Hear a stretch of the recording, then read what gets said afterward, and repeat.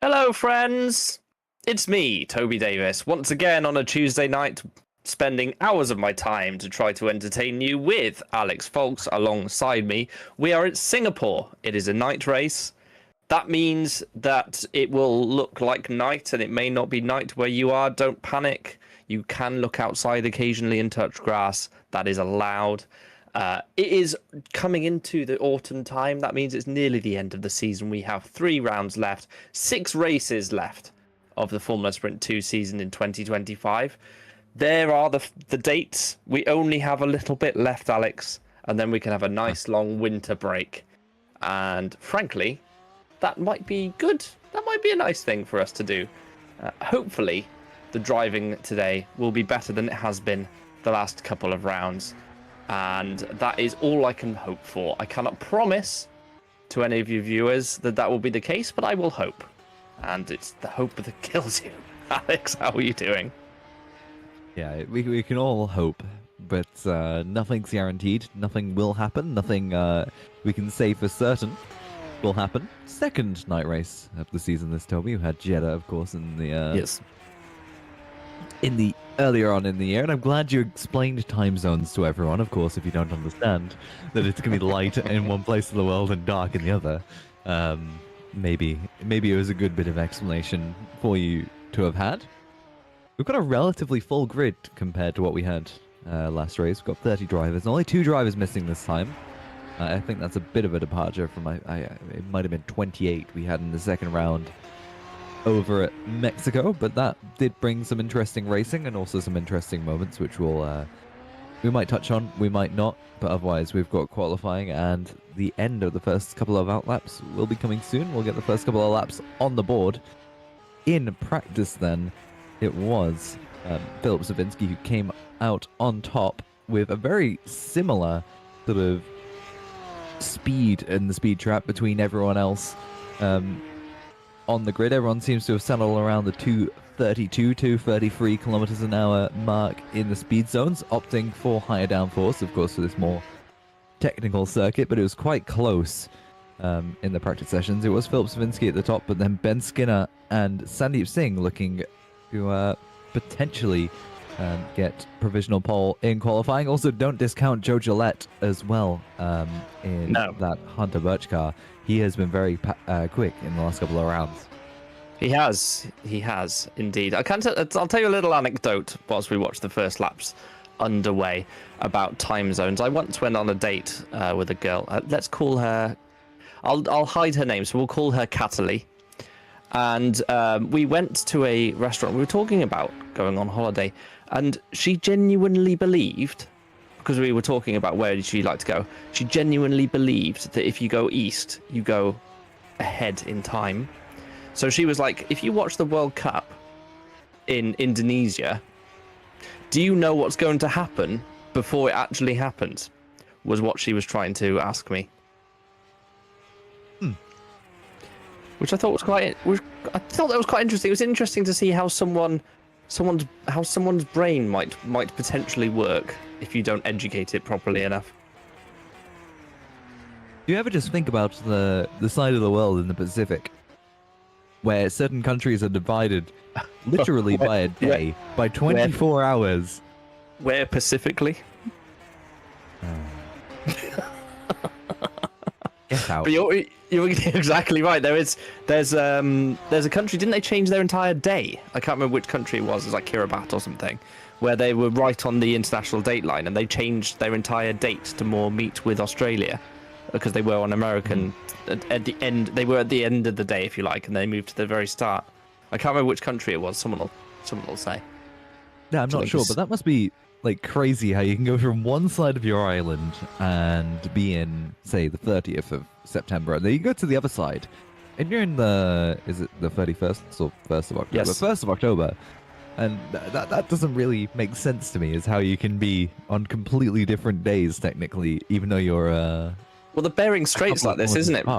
The Bering between Russia and America, there's like a couple of islands there, right? One's Russian, one's American. You can like almost see them on a clear day. I don't know how far apart they are.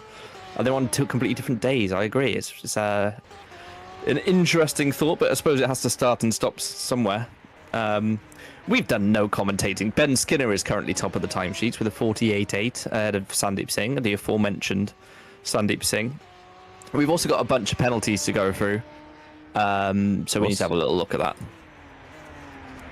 I'll let you do that. I'll just sit back and entertain while you pull that up. Well, I'll pull it up for sure. Let's do that right now. You got it pulled up? I'm just trying to get it up. Hang on 2 seconds. Where would I? How can I get this? I can't quite get it up. Hang on.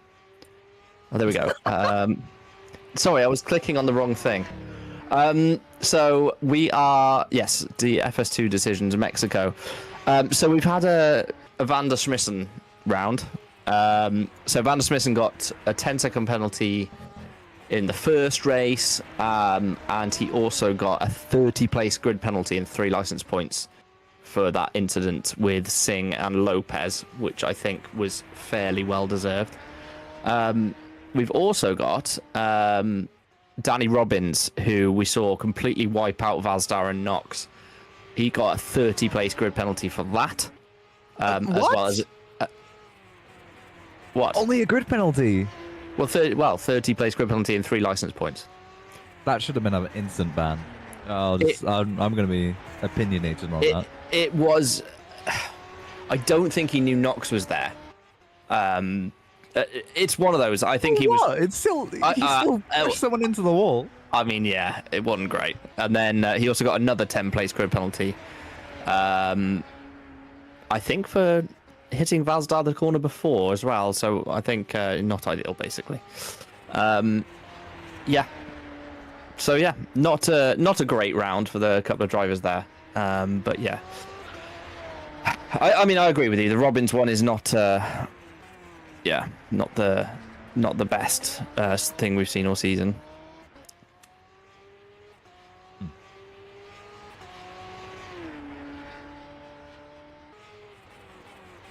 Right, who's on track? Who's on track, Alex? Who are we looking at? Juho Soppanen, currently. I don't actually have my race view open to see who's going fast. Give me a second. I should. Okay. You haven't got it up? No, I've been struggling recently. just a bit slow these days, is it? Yeah. Sometimes you need to reload. You just reload quickly, and then it'll be fine. Whoa, Soppanen four-wheel drift through the final corner. That was very impressive as he crosses the line. Not the fastest lap I've seen. Who else is on track? RN. No one really. I know. It's a 2 minutes. It's a 2 minutes qualifying lap here, so it's going to be tricky to pick up the drivers who are actually on laps. It's effectively a 6-minute round trip per run. Ben Skinner's on an out lap. I don't know why he's pushing quite so hard on an out lap. Warming up the tyres, of course. That's not the final corner. Look at how much more grip he has for that final corner. Oh wow. You doubted him, but this is about to be an improvement for the pole time. Watch this. Ben Skinner through the first corner. Never mind.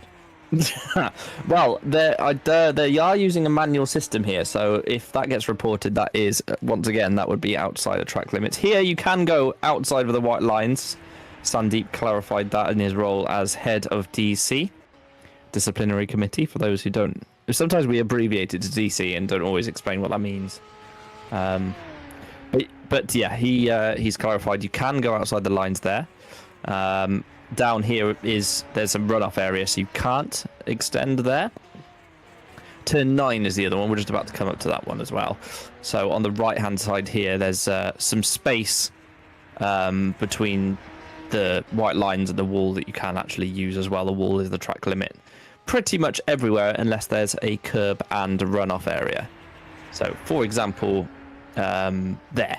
I mean, obviously you wouldn't want to then. Yeah, that would be. But here, yeah. And there's a little bit here as well. You could potentially pinch, but it's just not worth doing so. And Ben Skinner is on his merry way. Not going to be an improvement for him. Shalagi has done a purple middle sector in P12, and he's now in the wall. So that's My race view says he's done a purple middle sector, but he hasn't even done a middle sector yet. even. Is my race view broken? Perhaps I need to reload it. Well, it is 4 seconds faster than yeah. Did he reset? He might have reset. Perhaps we're in Indonesia and we're ahead of time. That must be it. Here's Alex. Night time. He's coming down towards the left-hander here. This used to be called the Singapore Sling until it wasn't anymore, and it's now a bit of a boring left-hander, but the Sling certainly threw up some surprises. And he comes down into the tight left-hander. There's a bit of a DRS zone here now. And this section of the track was changed a few years ago. It used to go underneath the stands and into the swimming pool area, called the waterfront, I guess. I think it was the bit that gave Marina Bay Racing Circuit its name, but is no longer. I think they were doing some rebuilding work or something ? In that area, so they had to actually change the layout for, I guess, 2021 or something like that, and that is an illegal pit entry. You have to be super careful when it comes to pit stop races. Just by the way, it won't be a problem in qualifying, but just keep an eye on that for the other series. I did a lot of waffling there, and Shilagi has all sorts of problems with his sector times because apparently he did a 26.4 in the final sector, but that's not the case. So something going wrong there. Here's Gabriel Ramos. That's a new name for me, Alex. I haven't heard of it, that's for sure. But they are currently on a lap. I think it's an out lap though. Oh no, it's just they're a couple of seconds behind in both sectors as a banker lap. It won't get them. It might actually get them ahead of Juho Soppanen here, actually, if they are able to continue that pace. And in fact, it gets them ahead of Alfie Danley, not quite past Juho Soppanen, but a lap on the board nonetheless. Victor Bernat is DQ'd from qualifying. That's quite interesting. Quite hard to get DQ'd in these qualifying sessions. You'd have to speed in the pit lane or hit a wall and accidentally go the wrong way because you fell through the floor, which is also a possibility here, to be honest. What is Gabriel Ramos doing? That was extremely close to the wall in a straight line. And he's a little bit off the pace, to be honest with you. I was about to say that Mark Silagi is going quick, but I know his timing to be incorrect. Yes, there's something wrong with Silagi's. There's something wrong with his sectors. I don't really understand what's going on, Alex. On the live timing that we have on the server, who knows? Yield potential.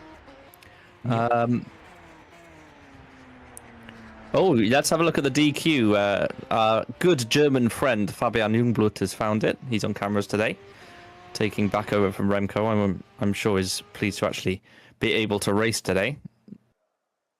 That's Victor Bernat in the garage.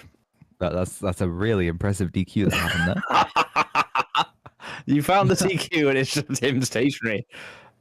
Come on, what's happened? He's had a couple of weeks off. He's a bit rusty. Wow, that was amazing. Okay, no worries. Well, thank you, Fabian, for looking. Honestly, this has been quite quiet this session. I don't think anyone's done a lap though. Have actually seen. Ben Skinner did a lap. Yeah, exactly. Ben Skinner did a lap. Sandeep Singh is on a lap, but it's not an improvement in the first sector by any stretch of the imagination. As he did a 33.0 on his first lap in the first sector, and he's just done a 35.4, so lost 2.5 seconds. What is going on? Is this some sort of protest? Why is Ben Skinner drifting on his out lap as well? Racer is telling me the weather is rainy currently. Oh, have we completely missed that it's raining? We can't. I will be honest. Oh yeah, look, there is some. Is there some reflect? Oh, I'll be honest with you guys, it's like 140p on our screens. Yeah, so there's rain. Oh, that makes total sense. Why Okay. everyone's like drifting and stuff. We can't see that, unfortunately. No, it doesn't show rain for us for whatever reason, like on the actual physical screen. I don't know if you guys can see it on the broadcast, and it's actually raining on screen, but yeah, it doesn't show. But you can see the raindrops on his like halo and around the cockpit here as we go on board with Skinner. So that makes perfect sense. We should look at race view more often, Toby. According to Magnus, this is a YouTube comment, there's invisible rain. That is interesting. There's invisible rain. What? Also explains why Sergio Ramos, bless him, was like 8 seconds down. I was like, that doesn't look that fast. So there's rain, but there's not Ramos. visible. Toby. Sorry, did I say Sergio? I'm so sorry, Gabriel. I knew I was going to do that as well. Do you know what? You know when you like tell ChatGPT, draw a blank room with no elephants in it, and it puts elephants in? All I could think about when I read Gabriel Ramos off, his name off, all I could picture was Sergio Ramos playing for like Real Madrid 10 years ago. That's all I could think of. And I was like, do not remember his name's Gabriel. And I've immediately messed it up. Sorry about that, guys. Though it would be pretty impressive if Sergio Ramos was racing. There was another Madrid-based footballer who did some esport racing a few years ago. Can you remember who that was, Alex? Absolutely not. You're asking the French. wrong person here. French keeper. Still no. Thibaut Courtois. Oh, of course, yes. Yeah, did a bunch of F1 stuff. Mm-hmm. So yeah. He did do that. Alex no, but French keeper Jan Barthez. He's not French, by the way. He's Belgian. Who, Barthez? No, Barthez. He is Belgian. That's true.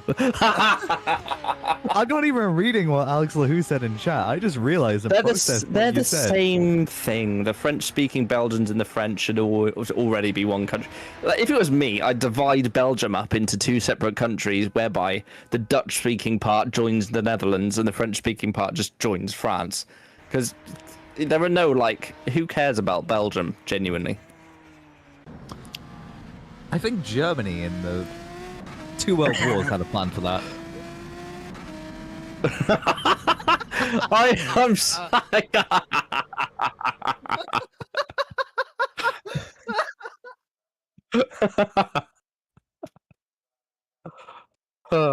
Right, I apologise profusely for calling Thibaut Courtois French. I'm sure he'd be very grumpy about that. But there we go. That is that's a sad time. No wonder you couldn't guess the keeper. Some French keeper? Like, no clue.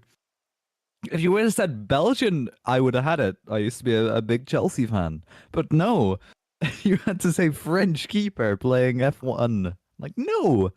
Yeah, well, he was Belgian. He played for. Courtois was like played for Chelsea and Atletico Madrid, and then somehow Chelsea and Real Madrid. Who else has he played for? There's another team I feel like he's played for.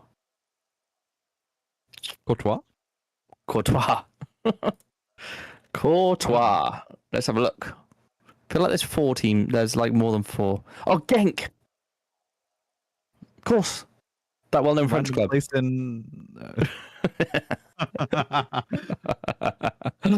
Good. Ben Skinner took pole. Yes, Ben Skinner took pole on his only lap, like everyone else did only one lap. But Sandeep Singh P2, Julio Lopez P3, Tuamala his teammate 4th, Magnus Ockenhaug P5, Hunter Birch, Thijs Youngstra 6th, Johannes Leppert 7th position, David De Vrij, who was unbelievably good last round, 8th place, Craig Patterson 9th, Bobby Vakuanov in 10th place.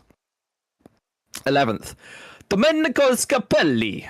Then Mark Schlagi in 12th, Kurt Rotiar 13th, Christian Glamsetter 14th. Then 15th place went to Alessandro Iannone for Scuderia Fraccionera in 15th. Renko Dezeo 16th. Matthew McKinnon in 17th place. Hello, Matthew. Nice to see you. Joe Gillette in 18th place. Philip Javinsky 19th. Gis Sonneveld in 20th. 21st for Raphael Archem. Leila Petralia? I think that might be Italian-based as well. Antonis Paparanopoulos. I can do this one. Antonis Paparanopoulos in 23rd. Sorry, Antonis. Eric Brenner, 24th. Mihailo Vicentievich in 25th. Caroline Harvig in 26th. Juho Soppen in 27th. 20th place goes to Sergio Ramos. Alex Day, 29th. Alfie Denley in 30th position. And finally, Victor Bernat, who somehow managed to get himself disqualified for sitting in the garage.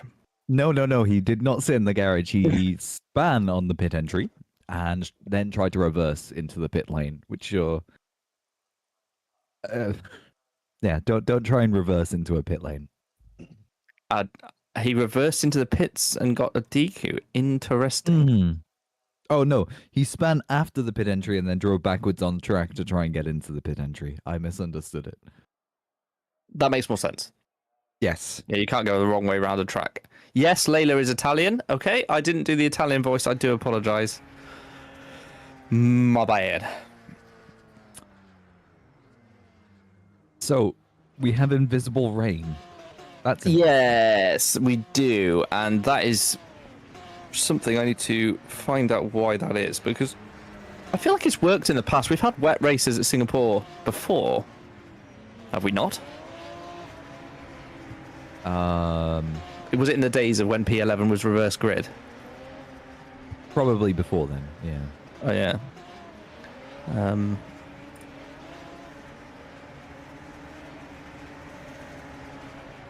Let me see if I can determine. I'm just doing a quick Google to see what the...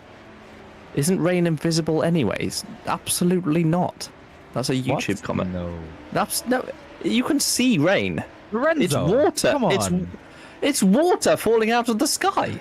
Have you ever looked through a pair of glasses or a glass window?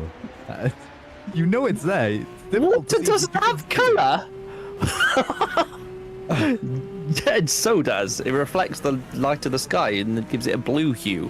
That's why the sea is blue. There's other reasons for that too. It's to do with something to do with the atmosphere filtering out yellow light. Something like that. Almost there. No, the yellow light. Oh, there is spray on the car. Look at that. There's spray but no rain. Spray. Yeah, we won't know if it's raining or not.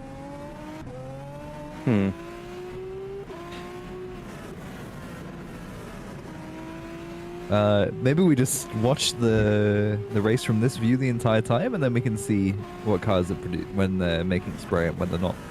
We do have cars on wet tires though, so clearly it's... When you make a spray. Well, the thing is, it's where are we at? There are inters in this series as well. Right? No? Or is it just wet tire? It's dry and wet tire. Can you skip to Ben Skinner's car momentarily? Okay, so he's... Greens are dries on race view. You forgot about this. I have, haven't I? Colors well. I have, haven't I? That's my bad. In every other series, greens are inters, but not here. My bad. Yes, it's just one wet tire. Yes, that's absolutely right. There's one wet tire and one dry tire. I like it that way. Mm-hmm.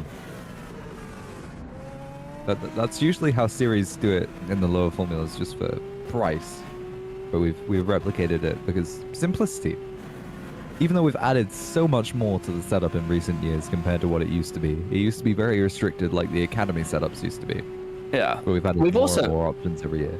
I feel like we've added something to the broadcast as well, Alex, me and you. Oh dear. Don't you think? No. Fabian said no. We've got a new...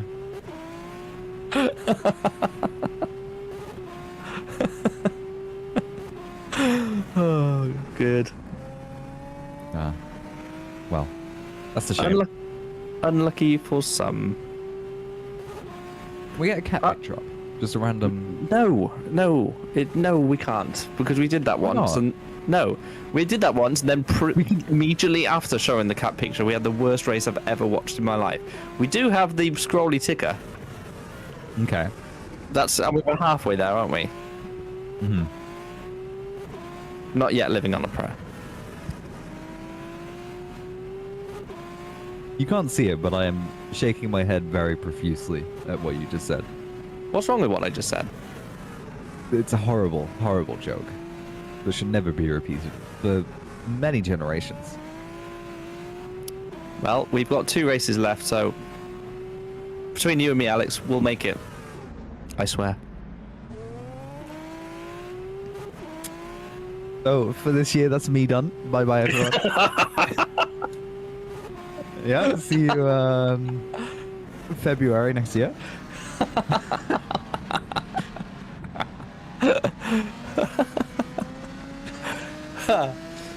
Bon Jovi, what a man. Do we know the actual percentage of the wetness on the track, or do we just sort of have to guess? I would if I was engineering. I do not, but someone who is possibly engineering but also wants to tune into our dribble could potentially tell us in the YouTube chat. That would be lovely. What the percentage of rain is what I'm after. Percentage of wetness is a bit variable because you get bridges and stuff like that bit there that was dry. I mean, it's wet for sure. 40%. What rain right now, Alex? Oh, he put. I'm kidding. I don't know. That's very helpful. I was gonna say 40% is like torrential downpour. You're basically swimming at that point. The other day it went up to like 16% or something like that at Mexico in the Super League race, and everyone was on Inters. So I should have waited. To be fair, Alex, that was my bad. I immediately read out what he put. Yeah, I should have known better. Lorenzo said, what compelled you to actually bring up Bon Jovi out of nowhere? This is Formula Sprint 2. If you haven't been here before, this is what happens. If you want a serious league, you can watch Super League next Thursday, where they take it very seriously, which is good because it's the most serious of the leagues. And to be honest with you, the drivers have, in like the vast majority of cases over the last few years, taken Formula Sprint 2 and Formula Sprint 1 and Super Light seriously as well. We try to bring a little bit of fun and enjoyment to the FS2 broadcasts where we can. It hasn't been the most fun watching people. You can have fun without like smashing into people on track. That's no fun for anyone. So, you know. Yeah, but when you go to the carnival and play with bumper cars, that's quite fun. That's what they should do instead of signing up to Formula Sprint 2. That's probably their level of intellect is bumper cars at a carnival, to be fair.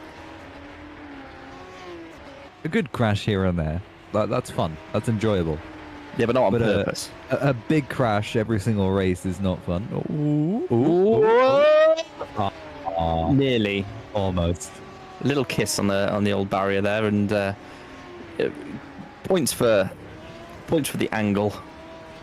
Alessandro Iannone for Scuderia Freccianera. That's a very Italian. Yeah, it's a very Italian scene.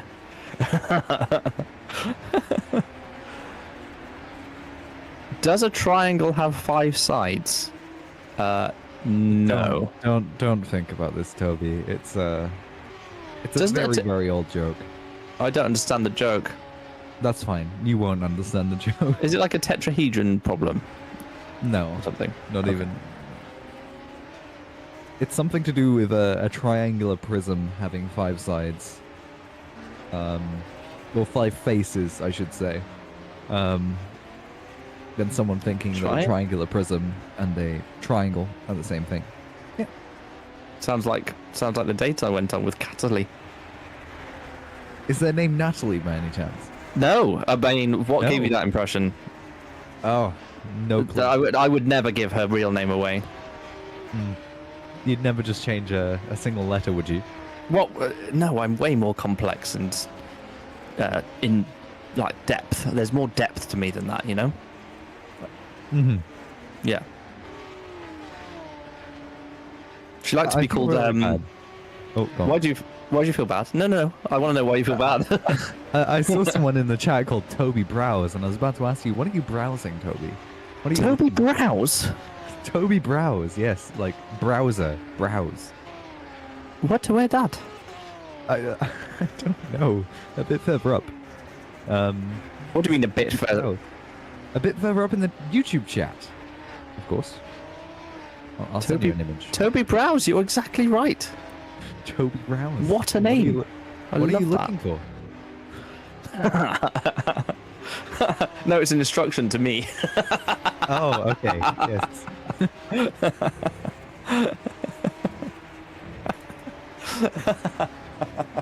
So silly. 1 minute and 14 left. Right, so we have Ben's. This is the time to get to a little serious. So you can see, obviously it's wet. Thanks. Yes, obviously. We have got Ben Skinner on pole, but the Cap Clays have been doing quite well. Have they?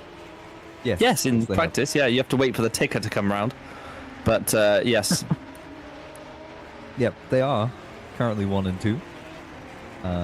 Followed by Christian Glansetter, so. And Magnus Haug. They say rain is the great equalizer of talent on a racetrack. So qualifying, the rain affected qualifying we have may not matter. Here's a good bit of racing hopefully going on, and never mind. I don't know what reading game car that was. I assume it is Eric Brenner, because I don't see another reading game car on the track. Oh dear. At least it's get out of the way and warm up, everyone. Yeah, but that was a bit clumsy. I don't know whether it's just braking zones was the problem there, but yeah, there's even the spray itself is not working 100%, is it? Because it all looks a bit black on the old broadcast. So there's some sort of graphical problem here preventing us from seeing the actual Maybe water. It doesn't have color. Maybe that's why we can't see it.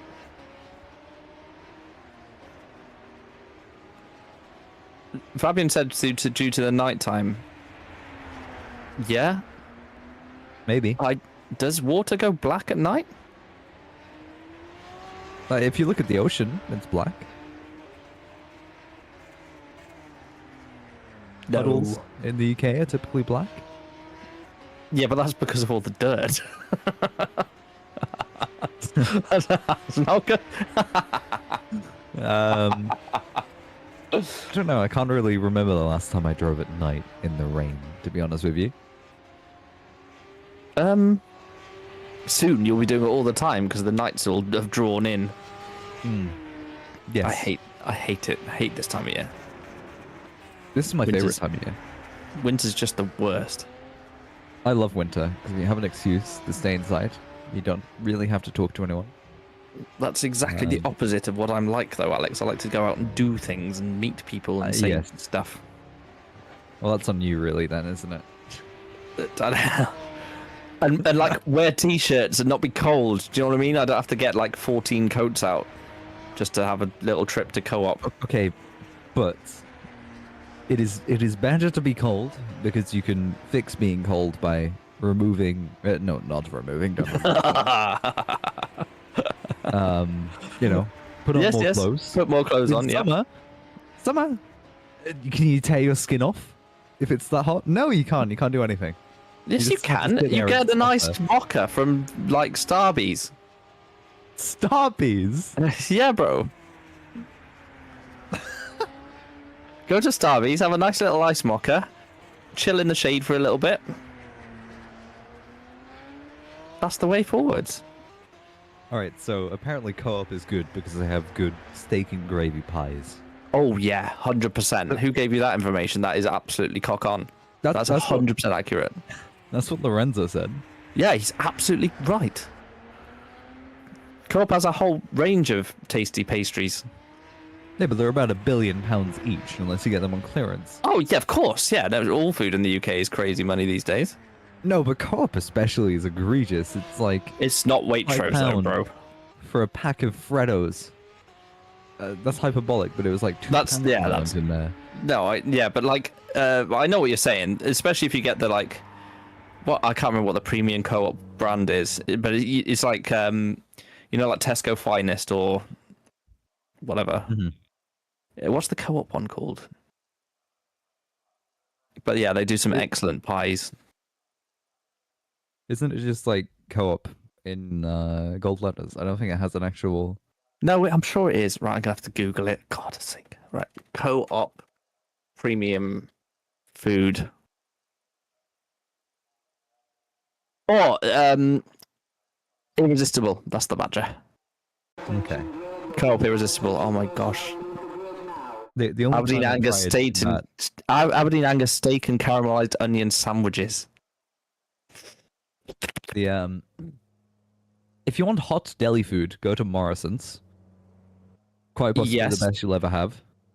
Or Big Tesco. Big Tesco's have like a whole like deli like row, don't they? Where you can get like I haven't been to a Big Tesco like ever Costco? in my entire life. Costco? Costco has like a big deli area. No, you've not been to a Costco?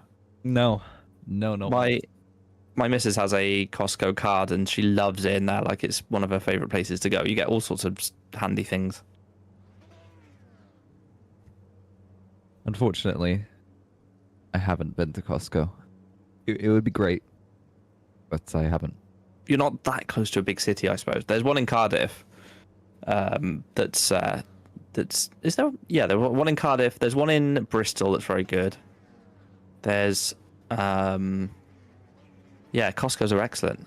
The one in Cardiff is by Cardiff City Stadium, and there's a bunch of shops around there. Why is Sandeep on pole? Ben Skinner's got a penalty. Of course he is. Yes, he's got endless penalties, hasn't he? Of course he does. I had forgotten. And oh, we can see the rain now. Can we? We can see the spray. I can't see the rain. Does it look like this to everyone's game as well? Yes, I'm assuming it looks like this for everyone. But if you look really, really hard at some of the curbs, you can see it coming down. Can you? You've got a better monitor than me. No, it might just be the screen flickering, but I do think there was a tiny, tiny little bit of rain showing through. I'll just agree. I mean, that's fine. Sandeep Singh on pole, Junior Lopez P2 alongside him. Mikhail Tuamala for Cap Clay in third, with Magnus Ockenhaug, who's now a two-time winner this season, in fourth. Fifth place goes to Thijs Youngstra for RNG with Johannes Leppert. Sixth place for Hut Performance Engineering, David De Vree and Craig Patterson on row 4. Row 5, Bobby Vakunov and Domenico Scapelli for Potentia in 10th. Mark Shalagi in 11th place with Kurt Rotjav in 12th place. 13th position goes to Christian Glamsetter with Alessandro Iannone in 14th place. Remco De Zeo in 15th with Matthew McKinnon in 16th place for the Academy team. 17th position goes to Joe Gillette, Philip Travinsky in 18th place with Gijs Sonneveld in 19th and Raphael Archem in 20th position for Mapesvo. 21st place on the grid is Leila Petralia and Eric Brenner in 22nd, Caroline Harvig in 23rd with Juho Sopanen, Priority 1 in 24th position.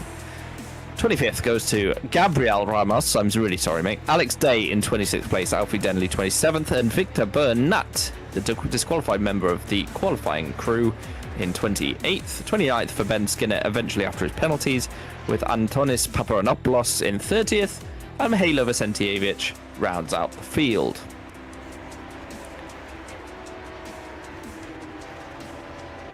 I'll tell you what it was that I was seeing. It was the change of reflection in the curb. There was lights that were lined up just perfectly to look like raindrops falling down, and there were lights.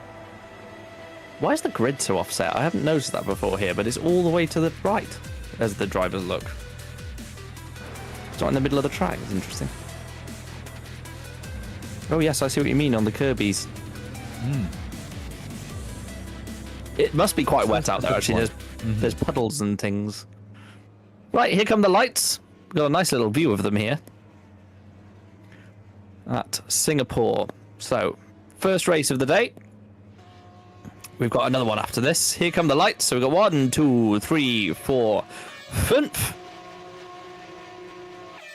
Held for a very long time, but it's go. And Sandeep Singh does get a good getaway, but along comes Lopez trying to go down the inside, switches back to the outside. Will he hang it round? The outside of turn 1. Singh holds on to the lead, and through they go into turn 2. Let's see what the Cap Clay drivers can do. Can they get past Sandeep Singh in this race as we head towards turn 4 for the very first time? There's a little bit of a nothing turn, turn 5 this is. A little bit of a nothing turn 4, and actually Lopez is snuck alongside. He's going to go down the back straight, side by side with race leader Singh as they head towards the braking zone. It is a left-hander, so Lopez on the outside here will do well to get around. If he can hang it around the outside, he's got a chance on the inside. Oh, and Singh's looked up and gone wide, and through goes both Cap Clays. So first and second for Junior Lopez and Mikhail Tumala straight away, and here comes Okanaga around the outside. Can he do Singh as well, Alex? I know, and Okanaga on the inside here will get past Singh. Singh goes for the better exit through the corner and has worked out. Okanaga was struggling a little bit there to try and get the turn in, but for Junior Lopez, this is a dream race start, getting on to first, and now has his teammate between himself and Sandeep Singh as well. And given that this is Singapore, it's quite a difficult track to overtake. Most of those drivers struggling on the traction. Out of that corner, there's a bit of side-by-side action between Johan Slapit and David De Vries. David De Vries on the inside, able to hold on to 7th position for now. And he's on board with Bobby Lakinov, getting a front row view of this battle ahead of us. But that VMS car will stay in that 7th position as these two hot performance cars battle on behind. But it seems like David De Vries went a little wide on that exit, allowing Lapit back onto the inside. This battle for 7th might end here, although Lapit's not able to get onto the brakes late enough and ends up losing a little bit of time, not able to get just past quite yet. There's a bit of battling going ahead between Craig Patterson and Thijs Jongstra. Thijs Jongstra elected to stay behind for now, but for Sandeep Singh, it's a nightmare race start, Toby. Absolutely, he locked the brakes. I think they're struggling with front locking, actually, on this wet surface. As side by side goes Singh down the inside. He didn't leave a great deal of room there for Tuamala, who has been usurped from that P2 position for Cap Clay. But now they go onto the back straight, where we saw how impressive Tuamala and Lopez were just now to get through. In fact, it was Lopez, wasn't it, who got side by side with Sandeep on the first lap. I'd like to see that one again. I don't think Sandeep quite left that much room as he went through the left-hander. It is, of course, extremely damp. So to be expected that they're still trying to find the limits of grip, considering it's rained a lot more since that shower started in the middle of qualifying.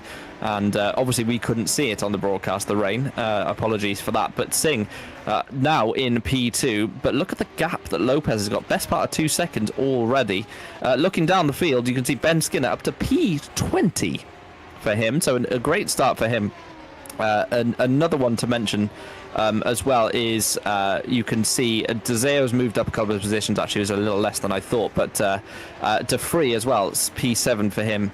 Has made a position or two up as here is Remco battling away with the Freccianera of Iannone. He's going down the inside, but there's no room there. And I think as well, Kurt Rochar has lost a couple of positions. There's contact. Yeah, the VMS of Sonneveld. Yeah, Sonneveld, what happened to him? It looked to me like, I believe it's Rafael Artem, who was, Arhem, sorry, down the inside. That makes row. No, it's Gabriel Ramos who went down the inside. Caroline Harvig involved as well.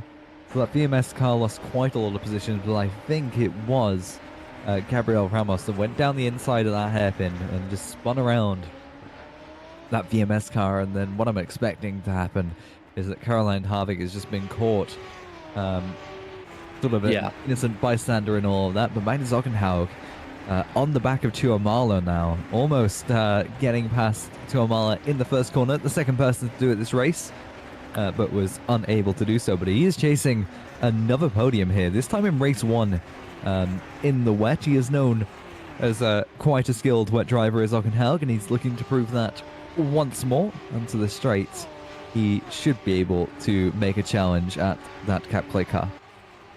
Yeah, he's had a good run of form, has Ockenhaug, of late, and Hunter Birch have moved up the standings accordingly, and he's right on the back of Tuamala now, fighting away for another podium. That would be great news for Hunter Birch. I know Ed will be watching, and he is part owner of that team as well. So yeah, that's obviously named somewhat after him, as Remco Dzeo and Kurt Rochial resume their battle as Rochial tries to go around the outside. There's a little bit of contact. Dzeo is half spinning.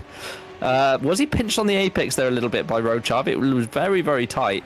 But in these conditions, I mean, I will give them a bit more slack. It's tricky out there. You can see they're all struggling. And Dzeo now side by side with his teammate. That would be Alfie Denley. As Denley is into the wall. Is he okay damage-wise? That'll be the question.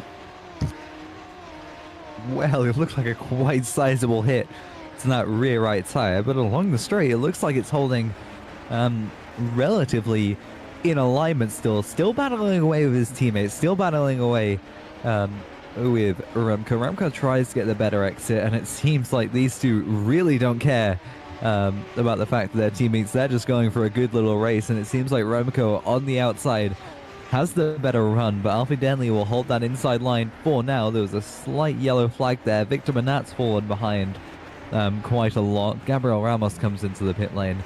As Sandeep Singh is struggling to stay ahead of Tuamala here. Junior Lopez has gained more than a second in the last couple of laps, but Tuamala and Ockenhaug right on the back of Sandeep Singh and that Potentia car onto this second straight off the track. Tuamala's right there, but so is Ockenhaug, and this could very easily turn into a three-way battle, but Tuamala, with a hefty hit into the wall there, will have lost quite a lot of exit speed and will have lost quite a lot of the advantage you will have had on Sandeep here, and it, as such, is unable to get by, but this is a lot of pressure on Singh's shoulders now, as he's got two cars very close behind him. He must have made a mistake, because he was more than a second ahead of Tuamala just at the end of last lap.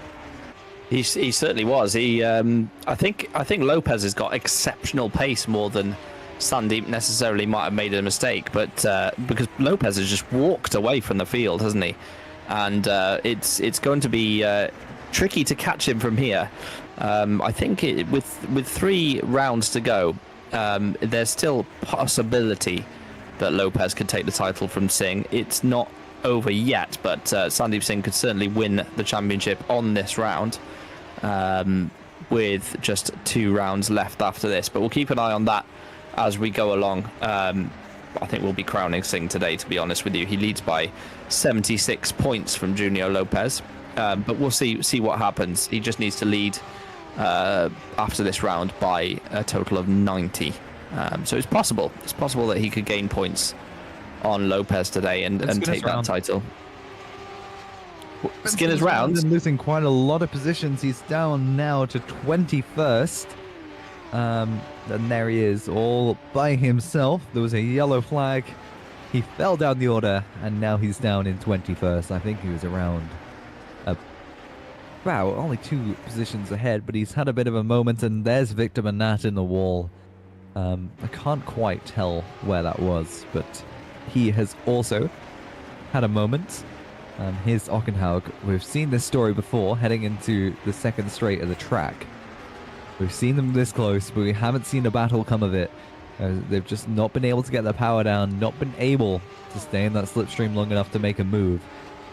But I'd also quite like to see what has happened, or what happened to our 2 retirees, especially that incident with Gabriel Ramos at that hairpin across the bridge. Some replays on that would be quite interesting, as this battle is not really evolving, not much happening here, and most of the battles on track are about half a second apart. Alex Day was on the back of Alfie Denley, but here's the replay of the... This is what happened at the hairpin then. Antonis Paparadopoulos. So this was what happened to car. Oh, okay. There's already some nonsense. Okay, right. So might have been that's the VMS of then. Yeah. So that's the VMS of Sonneveld with Well, okay. Well, I don't really understand how both Venus Motorsports managed to get caught up completely in this, to be honest with you. What happened to Layla here then? And then Oh, to be fair, they both did the right thing there, actually, didn't they? at least they stopped and didn't just run straight into it. To be fair. Yeah. Okay. We still don't know what caused the incident. It may have been the other academy driver, Matthew McKinnon, who went down the inside. Who knows? Possibly. But that's an interesting incident. Here's what happened. Oh, wow. Wow, when did that happen? That just completely plucked the wheel off. Was this happening while we were watching replays? Okay, Yes, that's what happened for Juho Soppanen to be out of this race. Wow. Another replay. We got one more hit here, have we? Okay. So what are we watching here? Oh, Sandeep! That makes sense. That makes sense as to why Sandeep was struggling so much. Yeah, you did say he lost some time, and that's fair, yeah. Well, he's still the bottle. No, he's not. He's the cork in the bottle. Why would he be the bottle? Is anyone the bottle in that particular analogy? No, the liquid is the people behind, isn't it? He's the cork. Yeah, and the walls of the track would be the bottle. Yeah. Yes, exactly, yes.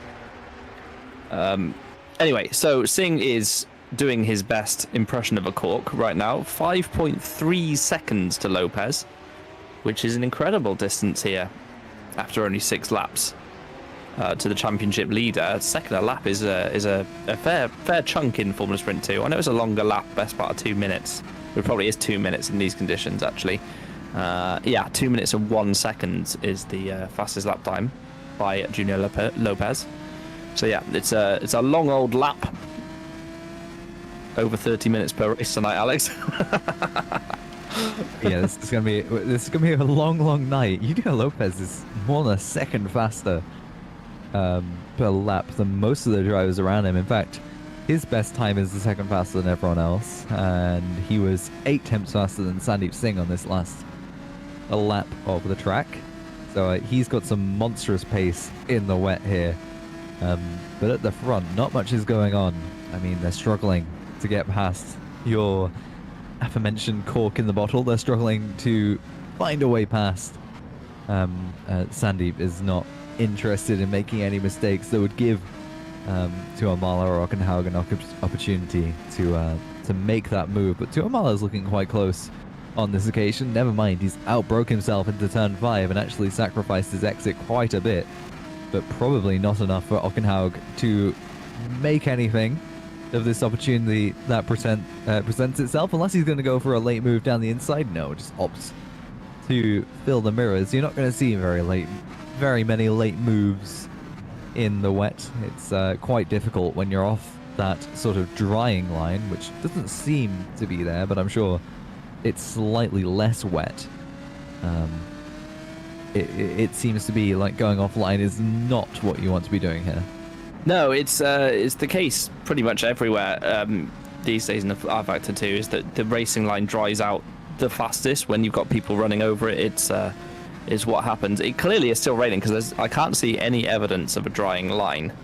So it must be quite wet out there. In fact, RaceView does tell us it is currently raining. So I can only apologise that we're not really able to show the rain. You know, it's not like it's just some sort of graphical glitch going on under the lights. So see what we can do about that in future broadcasts, if that's even a possibility. I mean, the drivers are saying there's invisible rain as well, so might be just be one of those oddities. But nevertheless, it is raining. You can see the spray coming off the cars, and I'll try my best not to continue these hiccups that I just randomly have developed as Chavinsky is trying to overtake down the inside. He goes and gets it stopped nicely as we go into the final chicane of the track, and just the double left, wow, double left, just the double left. Double left. There's just the double left in the track. You got two double lefts there. You got a double left. Oh dear. You don't you dare start. I've only got a little brain. David the Free on the back of Tice Youngstra then here is probably the closest battle on track right now. And he's lining up the RNG driver. Can he make a move down into the left-hander? No, is the answer. It is a little bit more open than it used to be Singapore. It's a couple more overtaking opportunities, but it's still a street track, and it is therefore still quite tricky to get past your opponents. And I doubt the visibility is the best on board either for these guys in that dark spray as they come towards the Singapore Sling. And towards the Anderson Bridge we go. I quite like this layout though at Singapore. It's not bad, is it, for a street track, Alex? No, that's what used to be the Singapore Sling into this little section here is possibly one of my favorite sequences of corners. Out of most tracks, really, I really do love it. It's quite flowing. It's quite technical. It's quite. You have to fully commit to it with how close the walls are on all sides. It's a driver's track more than a racing track, that's for sure. But with this change in the final sector, it has introduced a better overtaking opportunity in this final sector here. As we've seen demonstrated just a lap ago, it is a nice change. It's a welcome change to Singapore, and of course it's brought some excellent racing. But here's David de Vries quite close to the back of Tice Youngstra, or it looked close, into turn 1. I doubt a move will be made there, but he's able to stay nicely under the diffuser of that Team RNG car into turn 3, and now through turn 4 he could potentially be looking to make a move all the way up along the straight if he's able to stay close enough to get the full effect and the necessary effect of the slipstream down the straight here. And it looks like he might be, Toby. Yeah, I think he was a little further back last lap and didn't make a move. This lap he's definitely just a half car length closer and he's thinking about it. Problem is, if you go offline here, and we were talking about it, and you can actually see there is a little bit of a better racing line. That was the perfect camera angle to see it. There's a better kind of line now on track. So if you go offline, it is going to be more tricky to brake.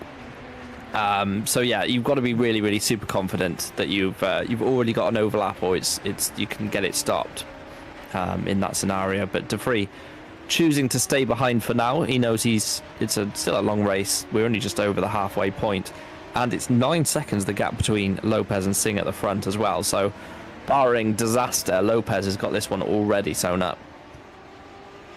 Yes, and RaceView is saying that the rain has dissipated. It's now, I won't call it dry running, but the skies have closed. There's nothing coming from the skies. It's now just these cars all pushing the water away off the track, and that dry line will start to become more prominent in just a couple of laps time, which could in fact be a bit of strategy and see a bit more action offline, as potentially we could see a dry line forming that isn't actually too great for these wet tires as they start to degrade down and lose their sort of the overall grip that they would have had on the dry section. But that's assuming that the track is able to dry enough in such little time that we have left in 6 laps.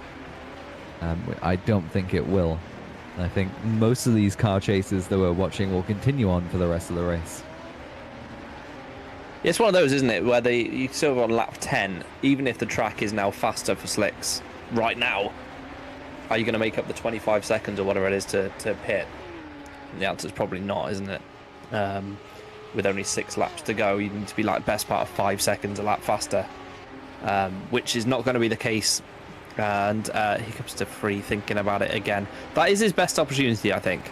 He needs to get a really good run out of... It's actually turn 5. There's a kind of kink that doesn't really count before turn 5. He needs to get a really good run out of there and try and get down the straight. Actually, he's lost some time here, hasn't he, in this section of track. So not able to make a move there, and he's actually under pressure from Vakuinov behind. Vakuinov has got Glamsetter right there as well. So this is a 1, 2, 3, 4, 5 car battle, and they're all fighting over. In fact, they're fighting over. Well, Patterson's kind of at the front of it, isn't he? So they're fighting over 5th ultimately.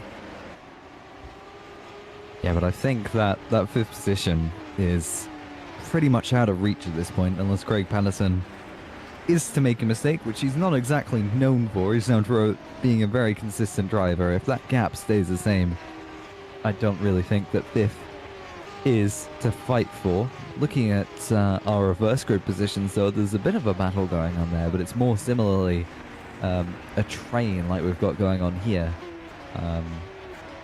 But currently, the driver in the cursed position, it may not be cursed today. We could, at long last, see P11 coming up as the reverse grid, but it hasn't for 33 races. 33 races. Alex's favourite stat. That's events, not races. It's actually about 66, close to 70 FS2 races we've seen. But Kurt Rochov, in fact, is looking to take that position from Domenico Scarpelli, which, for all we know, could be an amazing thing with Scarpelli. It could be a 12th position reverse grid, putting Kurt Rochov just behind him. But we've got this battle going on here. 2 temps as we head towards the midpoint of the straight, and Kurt Rochov's looking quite good to make a move down the inside here into turn 7 later on the brakes. Is Kurt Rochov. They're still side by side as we head into this slight right hairpin. Scarpelli with the inside line, not left much space by Kurt Rochov, and Kurt Rochov is very lucky to have not spun himself around there.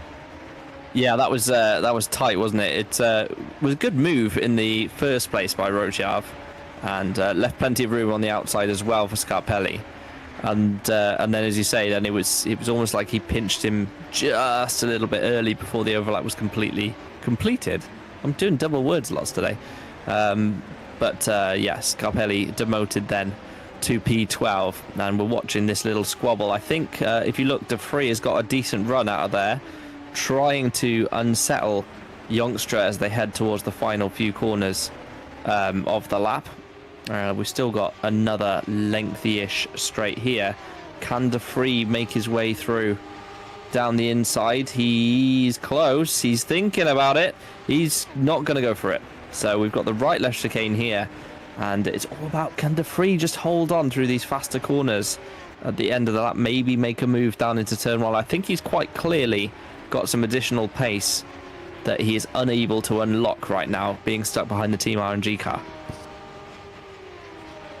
Yeah, I think this is a similar story, though, to what's going on at the front, where they have the pace, but it's just not enough to try and get that overlap along the straight. And what just happened there won't have been helping David De Vries across the runoff at turn 1. And in fact, something happened to Rochov there. He lost 2 positions. He's down in 13th now.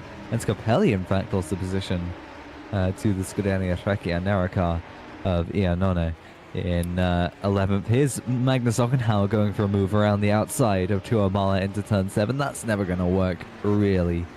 But it means that he's close enough to finally initiate a battle for the podium here and put Tuamala under a bit of pressure as this rain has eased off, and it's allowing a few more overtaking opportunities rather than all just following one line. We're seeing exactly what I said would happen, Toby, is we've got a bit more variation in how these drivers are taking the circuit. Yeah, that's the problem, isn't it? When you've got the drying line, is that you stay on the drying line because that's the fastest place on track, and then you never dry any other parts, so you have to stay on the drying line. It's almost like a vicious circle until the track starts drying out. And actually, look, Singh has kind of gapped these guys. I think it's possible that Singh was kind of trying to look after his tyres as he knew the rain was stopping or stopped, and they've been unable to do that behind him, trying to get by. I think the Scarpelli-Rochov one, I think Scarpelli tried to make a move back down the inside at turn 1 potentially, and then either some contact or they both ran wide to allow Iannone through.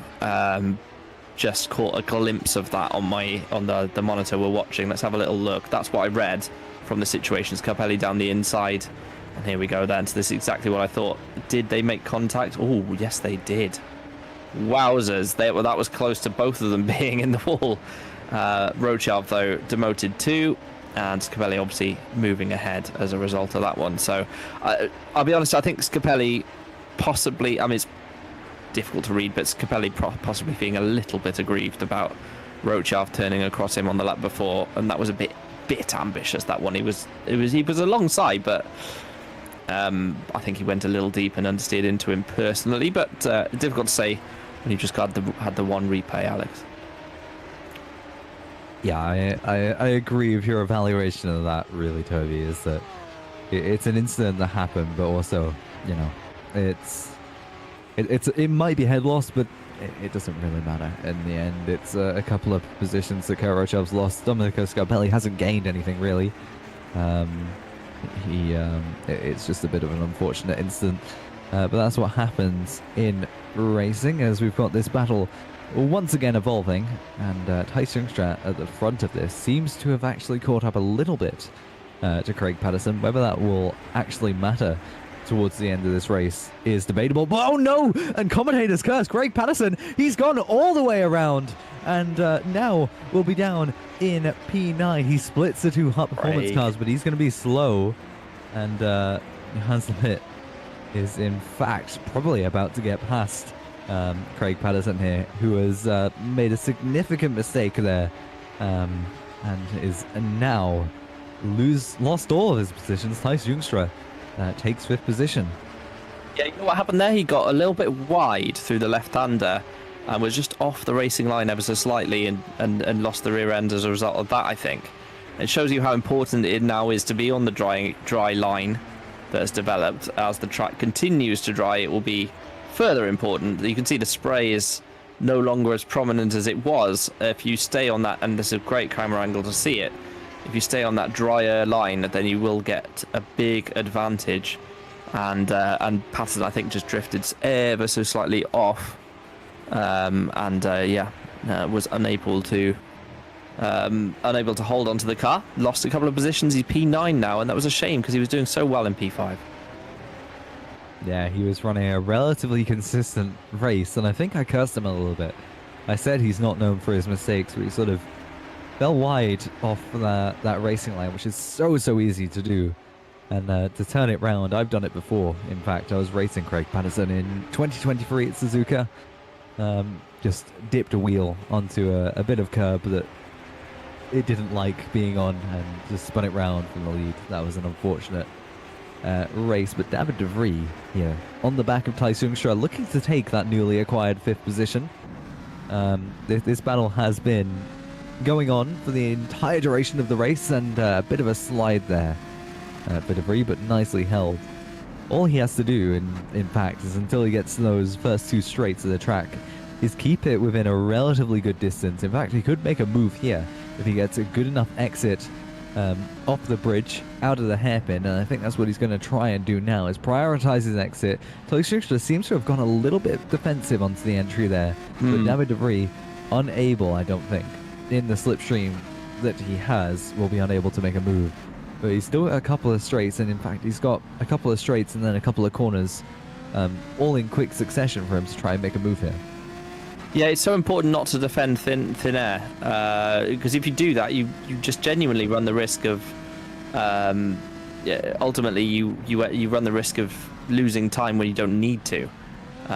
It's important to defend when it's necessary only, and it's something that it's so easy to just preempt a move.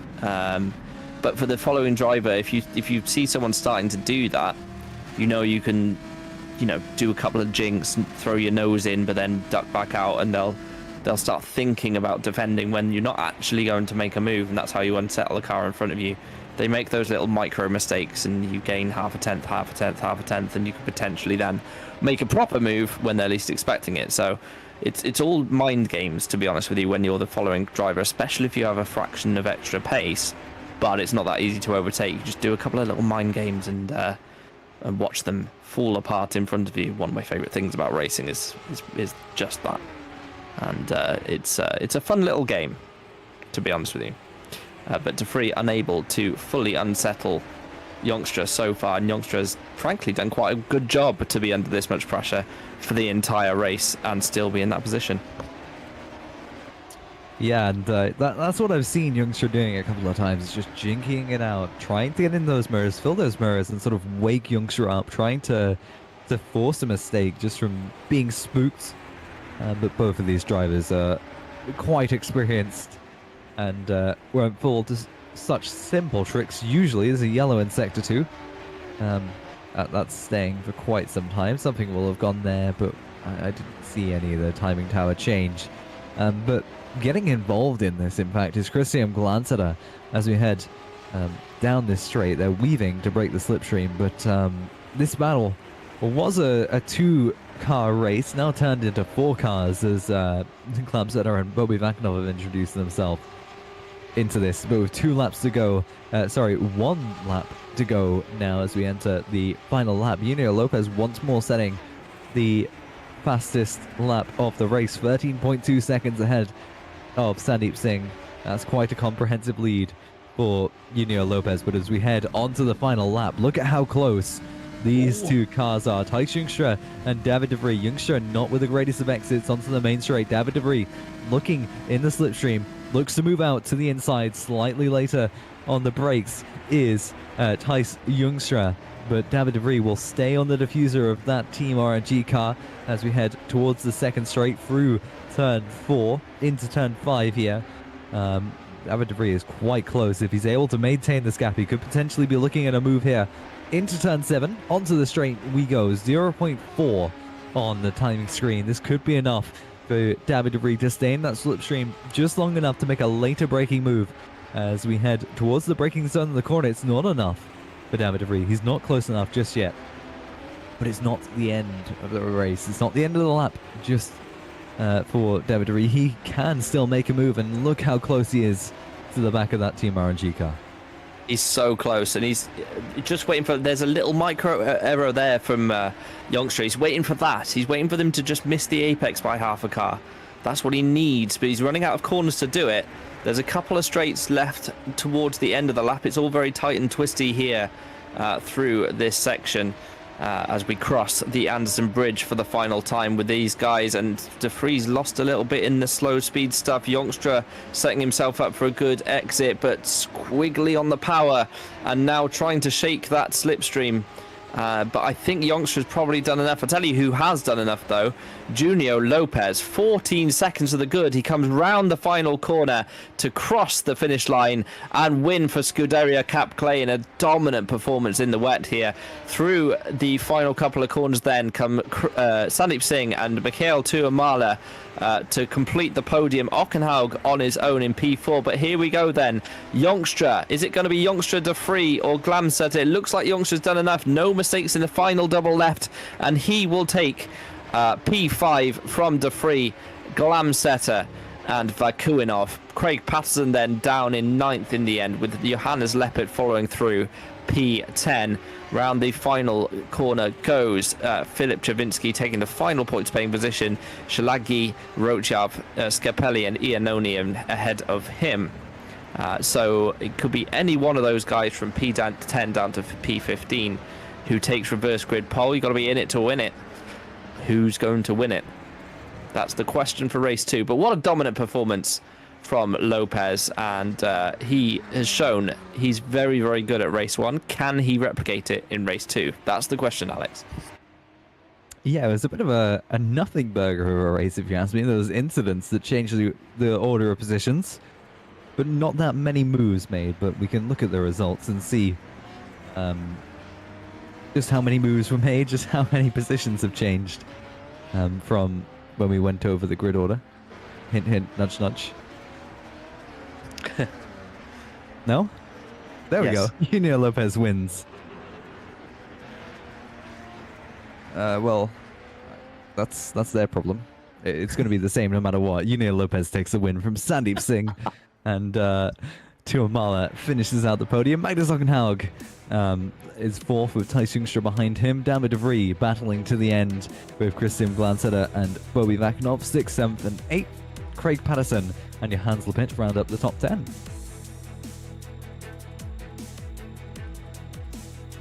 It's Alessandro Ionone in 11th with Domenico Scarpelli behind him.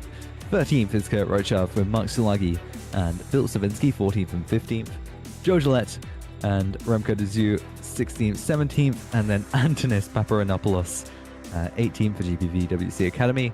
Alex Stain 19th and Ben Skinner 20th. Alfie Denley is 21st with Matthew McKinnon 22nd. Eric Brenner finishes 23rd and Rafael Artem 24th. Mihajlo Vicentievich 25th. Caroline Harvick and Leila Petraglia 26th and 27th, the two Venus cars, with Guy Sonneveld 28th, the last finisher on track, and then our non-finishers are Juho Soponen, Victor Bernat, and Gabriel Ramos. I'm quite proud of myself for the pronunciations there, Toby. Yeah, you did pretty well. I was one. Yeah, no, I'm proud of you too, Alex, for multiple reasons, but that was an exceptionally well-read results sheet. Well done. Well, race 1. Viva la race 2. We're going to take a quick break here. We are, but we will be back as soon as we possibly can.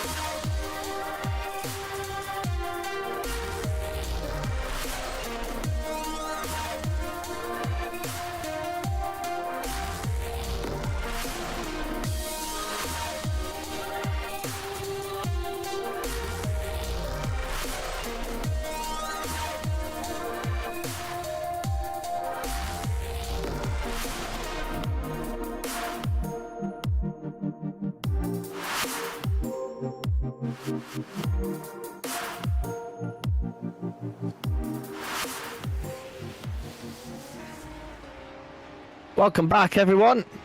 We're still here.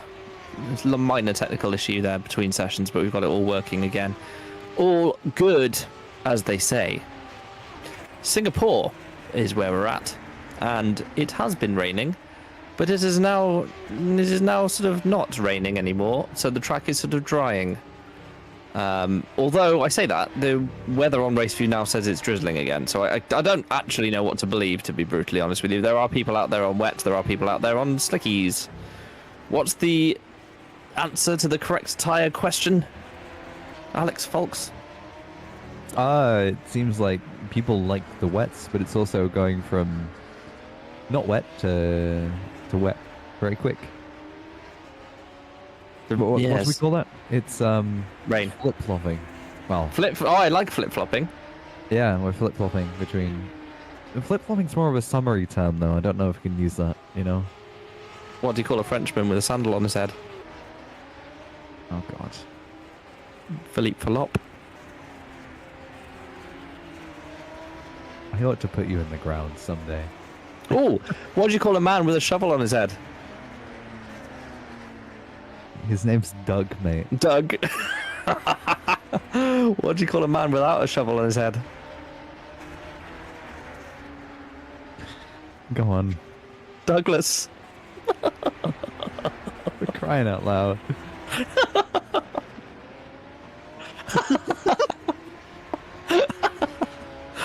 Oh, it's one of my favourites. Absolute favourites. You know, you don't even, like... I don't even know how you have this humor. What do you mean? It's called... well, I have a daughter, so it's called... They're dad jokes, aren't they? And I can legitimately use them. Yeah. Yeah, you are a father now. Yes. Yeah. I am a father now. Yeah. I have a 4.5-year-old. And she's nearly 5, actually. It flies, by the way. He's gonna grow up thinking, what did my dad do for the first 5 years of my life on every Tuesday night? He'd go up and start screaming at his computer screen randomly. It's probably quite impressive to kids, isn't it? Doing, commentating on video games on a YouTube stream these days. And all 38 people who are watching. Thank you for being here. To like 56, Elia. Yeah? Yeah. Where did those 18 people go? Come back. Come on. We're here. Yeah, I know. Yeah, where have you gone? It's probably the lengthy old break that we had. To be fair, we have had some very, very good audiences, haven't we, over the season? Not sure what the peak live audience is. I know a lot of people watch this back on YouTube as well. Hey. Strudel or pie? Everyone's asking strudel or pie in the YouTube chat. Obviously pie. I don't even know what the difference is, to be completely honest with you. So I'm going to pick What? pie. Yeah. No clue what a strudel is. Ed said, it's probably quite impressive to kids, says out of touch old man. Don't call me old, I'm only 34. Don't you say anything, Alex. I was about to pull a... you're almost double? Huh? Yes, well, we've gone past that, haven't we? Last year. Last year. Last year it would have been devastating. But there we go. Devastating is the right word as well, by the way. I know.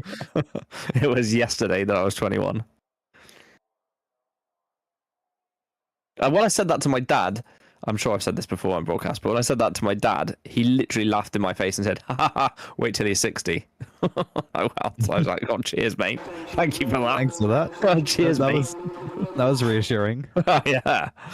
Obviously, it gets worse as you get older, the moving of time. Doesn't matter. I have a nice time. I fill my days with stuff and try and do things all the time and that sort of thing. So,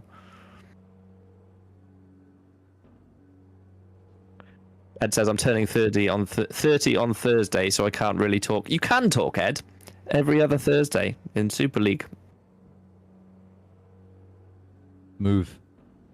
Toby, have you fixed your bathroom? I have. I spent a bit of time and effort doing some DIY work on my roof. That's all done. Thank you for asking. Appreciate that, Lorenzo. Yes, that was not a good day. Please don't eat my plant now. I'm about to start a race, Petal. Why not? You named the cat Petal. What did you expect? I know that was my first mistake. She's so nice, Petal, but yeah, lives to irritate. Don't all cats, really? I feel like, yeah, there must be something in their like genetics to just be as irritating as possible. It's your turn on the grid, and my turn on the race results, which is nice. Is that true? Yes. This is where it's now. It'll now be a speed run for Fabian. They'll magically appear, and then 5 seconds later, they'll all be gone through. Watch this. Here we go. It's Max Salagi taking reverse grid pole with Kurt Rochab with him on that first row. Domenico Scarpelli and Alessandro Iannone third and fourth. Jans Lapid fifth with Craig Patterson, sixth on the third row with Bobby Vakanov and Christian Glanseder on the fourth. David de Vries and Thijs Jongstra after a big battle in race 1, 9th and 10th with Magnus Ockenhaug and Mikael Tuomala lining up on the 6th row. And our race leader's lost his front wing on the formation lap, but Sandeep Singh starts for a team. Junior Lopez 14th with Philip Savinsky and Joe Gillette on the 8th row. Then Remco De Zero and Antonis Papadinopoulos 17th and 18th with Alex Day and Ben Skinner 19th and 20th.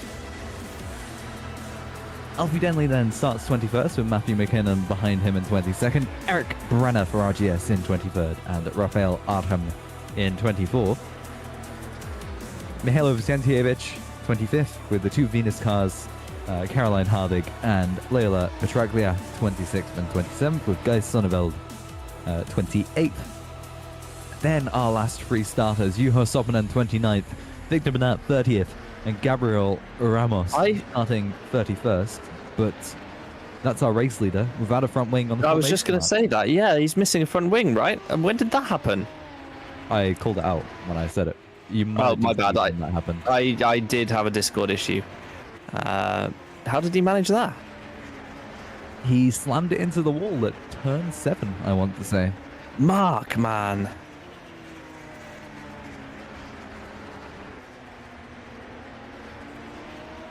Turn 7. It was here, yeah. He just goes into the wall, Mark. straight lines it. Wow.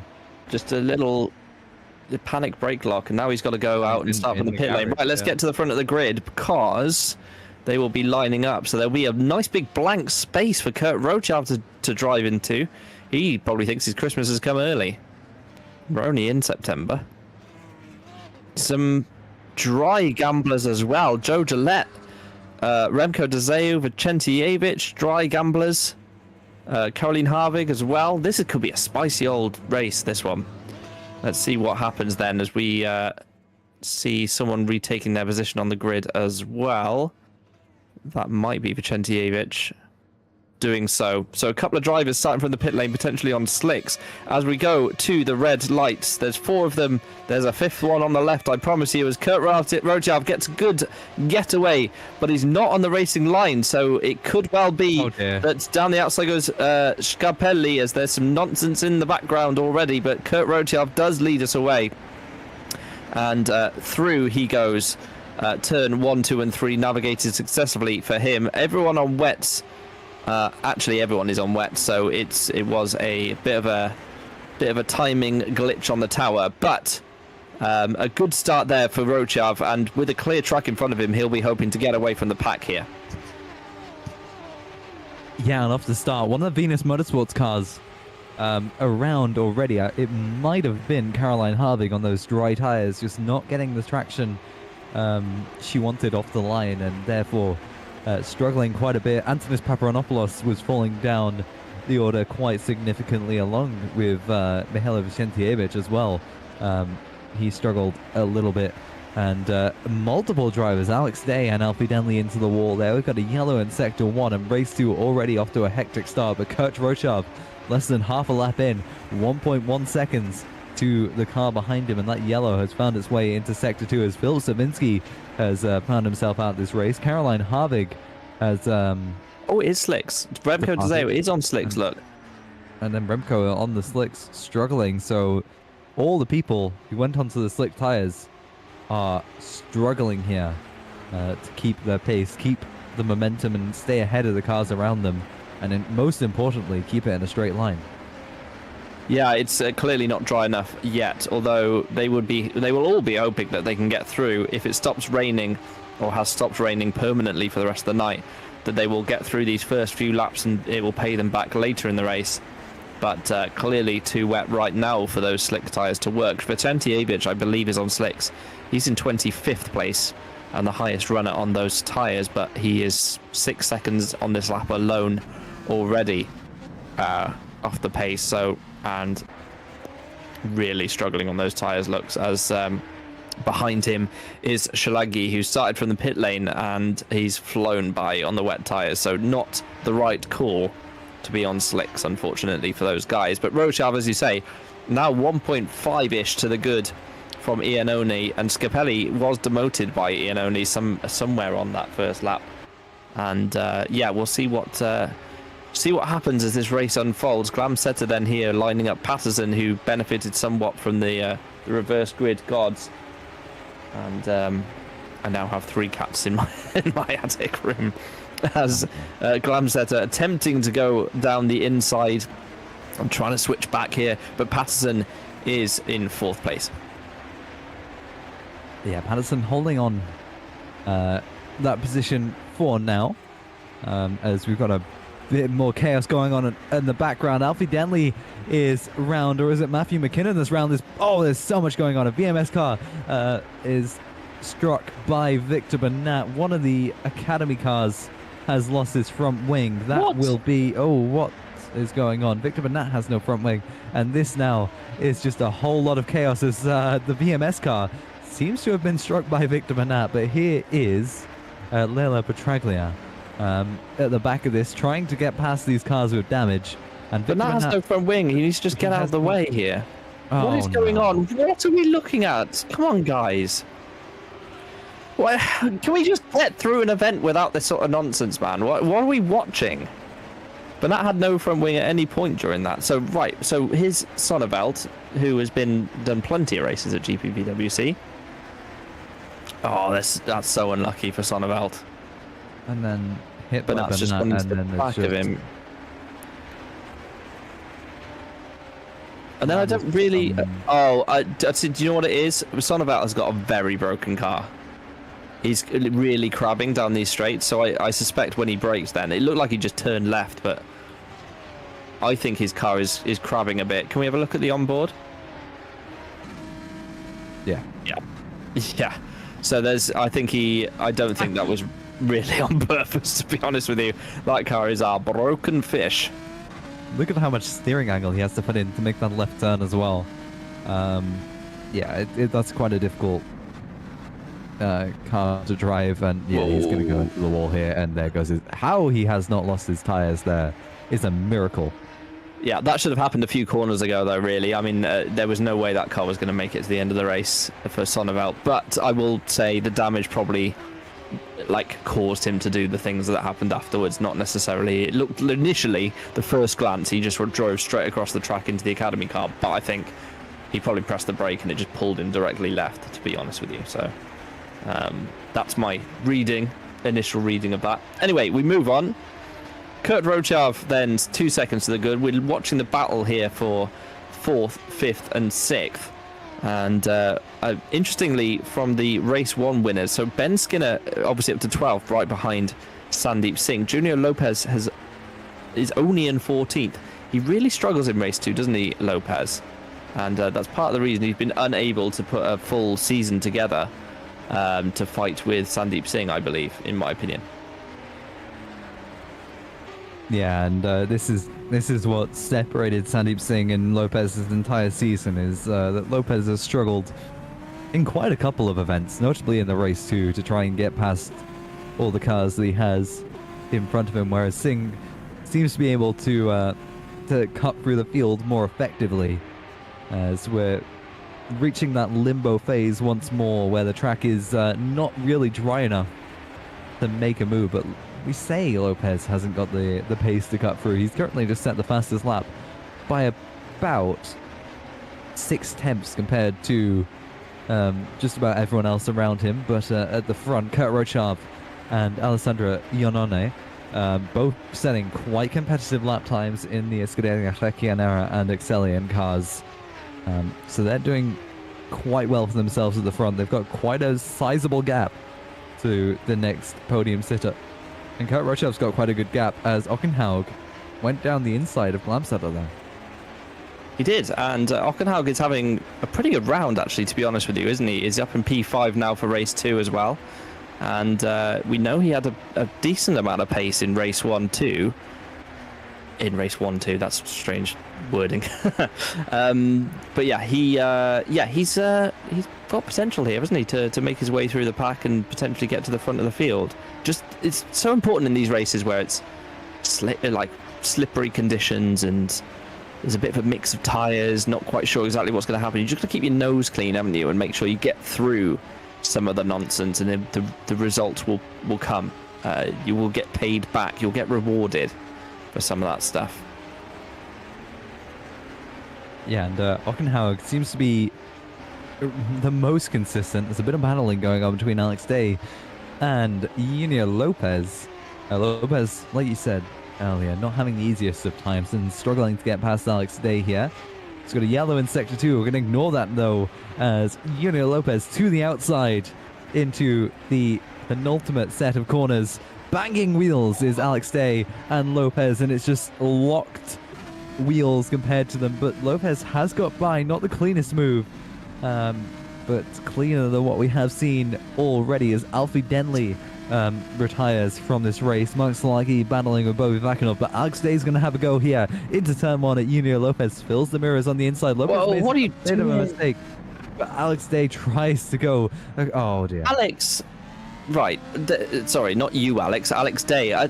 Do you know what I think? I'm not excusing the behaviour at all. Obviously, Kasper Koretz deserved to be banned for what he did at Monza, but I don't know if Lopez really kind of, sometimes when he's racing and trying to make his way through the pack a little bit, he's just a tad aggressive, doesn't give very much margin ever, and I think it just rubs people up the wrong way, because the way he overtook Alex Day was fine, legally, but it was just there was a bit of extra contact. Maybe he didn't have to do some of that. And then Alex Day, I think it causes people to have these little head losses where they just kind of want to get back at the person who just barged their way through. It's interesting, isn't it? It's the psychology of that. because Day clearly only had one thing on his mind, was to try and get back past Junior Lopez there. Obviously terrible driving, but it might be, it's the first time I thought about this properly this season. It's almost like Lopez is kind of like a victim of his own, like he caused his own problems mentally. Does that make sense? Without it being like, I don't want to be harsh on Junior Lopez there, but that's kind of what I'm seeing. What do you think, Alex? I think that might just be the story for a lot of drivers. They're trying to push the racing rules as much as they can, and I think this is a culture mainly brought in by Formula One, where their racing rules have been tested time and time again, and some people have got away with things they absolutely should not have. But I think that's the kind of culture that we're seeing brought into this series, is that race to the maximum that the rules will permit, and sometimes it gets pushed way too far. And that's why we've seen so many incidents similar to what we've seen this season, as Junior Lopez sets the fastest lap. But this battle at the front still going. Magnus Ockenhaug, in the meantime, gets himself up to 4th position, and is now ahead of Domenico Scarpelli. It's quite a good race that Ockenhaug's having. From, it will have been 10th position. He's up 6 positions now. So Ockenhaug having a tidy race here. Yeah, he is, and this is what I'm saying. He's got potential here now to, I mean, how's his pace? He is the fastest of the leading drivers. In fact, he was, apart from Junior Lopez, who is obviously got pace to burn at the moment in these conditions, he's the fastest driver on track as well. So keep an eye on Ockenhaug, and also keep an eye on Junior Lopez, who's right up with Ben Skinner now, fighting away for 12th place. And in front of them, then there's a gaggle of cars, so this could get a little spicy. The battle at the front's a slow burner. I think this could already be hot. Well, this is a spicy battle we're introducing ourselves into, and Junior Lopez touches the back of Ben Skinner, and this is what I'm saying. I don't want to cut. Continue. I don't want to cut over you, Alex, but that is exactly what I mean. It's just like these little things that Lopez does. I don't think it helps him. Like, it's just, it wasn't on purpose. It hasn't cost anyone any time. It's minor contact. But then, like, Ben Skinner, all he can think about is just being hit for no reason, right? That's what I think is going on here. I don't want to, say this too much, but that's kind of how I'm reading the situation. Sandeep Singh trying to get a switch back here on David de Vrij then, and Thijs Jongstra then battling away with Tourmala, as Kurt Routjard out in front actually sets the fastest lap of the race, and he's miles quicker than anyone else. The clear air really helping Kurt. But this is the one I want to watch. Let's see what happens here with Lopez, Skinner, Singh, de Vrij. Who is going to come out on top of this one? Oh, Lopez down the inside again. Like he's like, it's marginal. That one probably was too much contact. You can't just throw it down the inside and move someone out the way. But like, this is what I mean. Like, this is why his race 2's come undone, I think. Yeah, and this hard racing is just, I think that's the standard that's been set this season, and it's a progressive thing that we've seen. As like you say, he gets past Junior Lopez does get past Ben Skinner, but not in the nicest of ways. But that, like I said, it's gonna be the story of the season so far, and it has been the story of the season so far. And I would imagine it's not going to be the last time we're going to see something similar to that this race, as these gaps here very, very close, very, very tight, and a single mistake could easily end up in contact, as we've seen on the last lap. But Junior Lopez now on the back of his title rival onto this back straight here. Won't be close enough to make a move until the end. And I think the track is drying up to a reasonable amount now where moves are somewhat possible down the inside. Yeah, it's getting there, isn't it? I can see why people started on slicks. I'm keeping an eye out on those lap times. They're not getting anywhere near right now.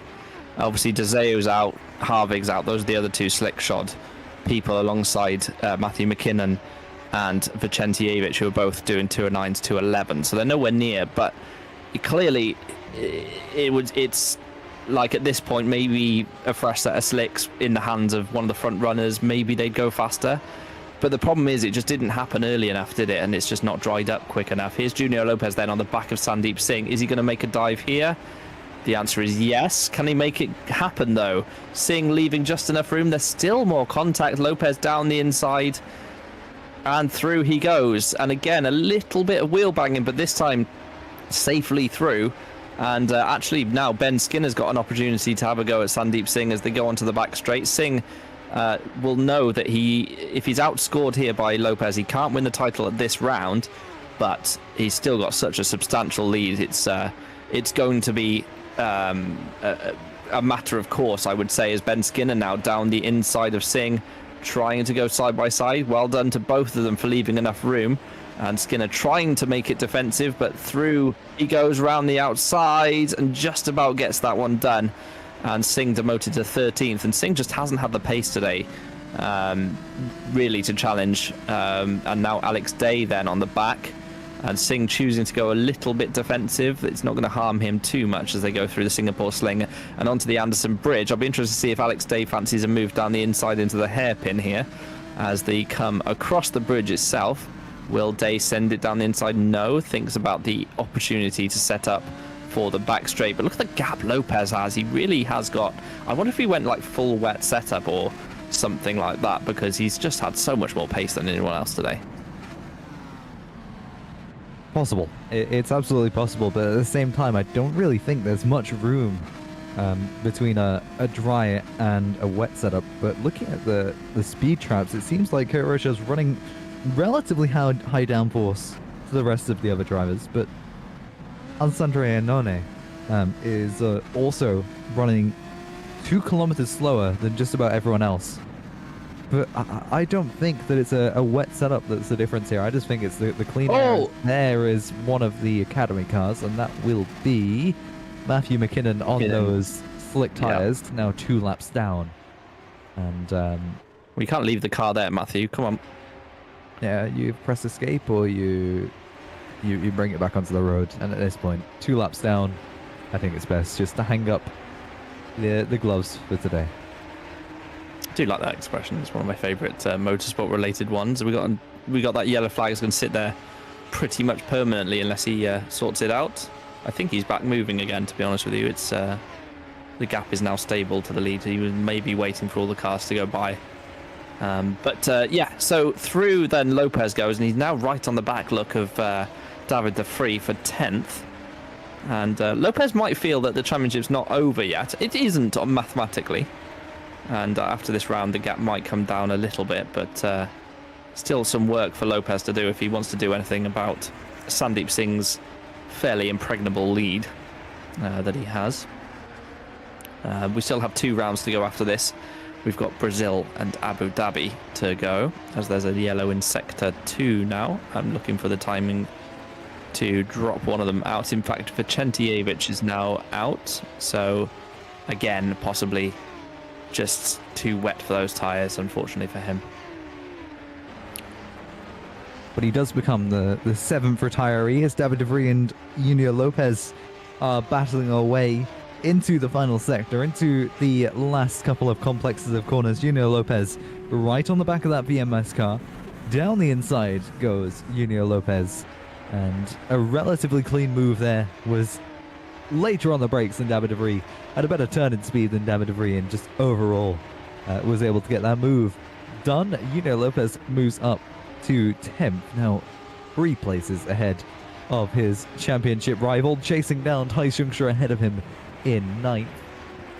But looking towards the front, Magnus Ockenhaug has closed down that gap significantly to Domenico Scarpelli. It's now down to 0.6 of a second and closing rapidly. Ockenhaug on the last lap 5 tenths quicker than Domenico Scarpelli, and clearly has quite a lot of pace left in the bag to try and get this move done, try and get himself onto the podium. He didn't manage it in race 1, but it's absolutely possible here in race 2 as that gap continues to close down to 0.3 seconds. And on lap 10, there's 6 laps of opportunity for Ockenhaug to get past, and potentially it's only 2 seconds to Iannone. He's currently 6 tenths a lap quicker it is possible for Ockenhaug to find himself on the second step of the podium. But there's still a lot of work for Magnus to do, particularly if he can get past Scapelli and stay past Scapelli in those podium positions. Yeah, he's gained on just on this lap alone, hasn't he? You can see it visibly as we've been watching them. He's going to get right there with Scapelli. Can he get through? If he does, that will be another podium for Ockenhaug. And Iannoni's not that far down the road. Rochav is too far ahead, I believe, at this stage. But yeah, definitely a podium, possibly a second place on here for Ockenhaug if he can get through past the Italian sooner rather than later. Lopez, obviously, after he's got through past the Prix, is now 3.5 seconds back of Tuamala. He could potentially get to Craig Patterson and P5. Looking at the lap times, it's going to be tricky for him to do so, but there is the possibility of that. He's only, 4 seconds back of that or something like that, as Rochav does a new fastest lap, 58.6, a second a lap faster than Iannoni right now. And as they all come over the start-finish line, let's see whether Lopez, Lopez at 59.7. It's going to be tricky, actually, for Lopez to do any more than he's done right now. So that might be all he can do from here. But Ockenhaug, definitely with a chance of Scapelli's podium position as he goes onto the back straight now. This is an opportunity. It's probably the best opportunity on the track, to be honest with you. Can he make a move? I think he's just too far back right now, but it's going to come. It might happen this lap. It might happen the next couple of laps, but I think there will be a move made as Tuamala goes side by side and overtakes Johannes Leppert and moves himself up into P7. Yeah, quite a comprehensive move once again around the outside at turn 7. You don't see that happen too often as the battle between Christian Glamstetter and Craig Patterson rages on. Patterson with a bit of a mistake into the wall there and battling into what used to be the Singapore sling is able to hold on to that 5th position. You won't really see a move getting done around the outside there. As much as it would be a spectacle to see, I think Christian Glamstetter fought better of it, and Patterson is able to stay ahead despite the mistake he made. But it's also introduced Tuamala and Leppert into this battle for 5th, and this now becomes a 4-car race to the end for that 5th position, and I believe it's about 10 points you'll be getting in that 5th position, so it's quite a lot of points at this point in the championship for a lot of drivers. Junior Lopez has managed to find a second on Johannes Leppert in the last lap, so he's doing quite well.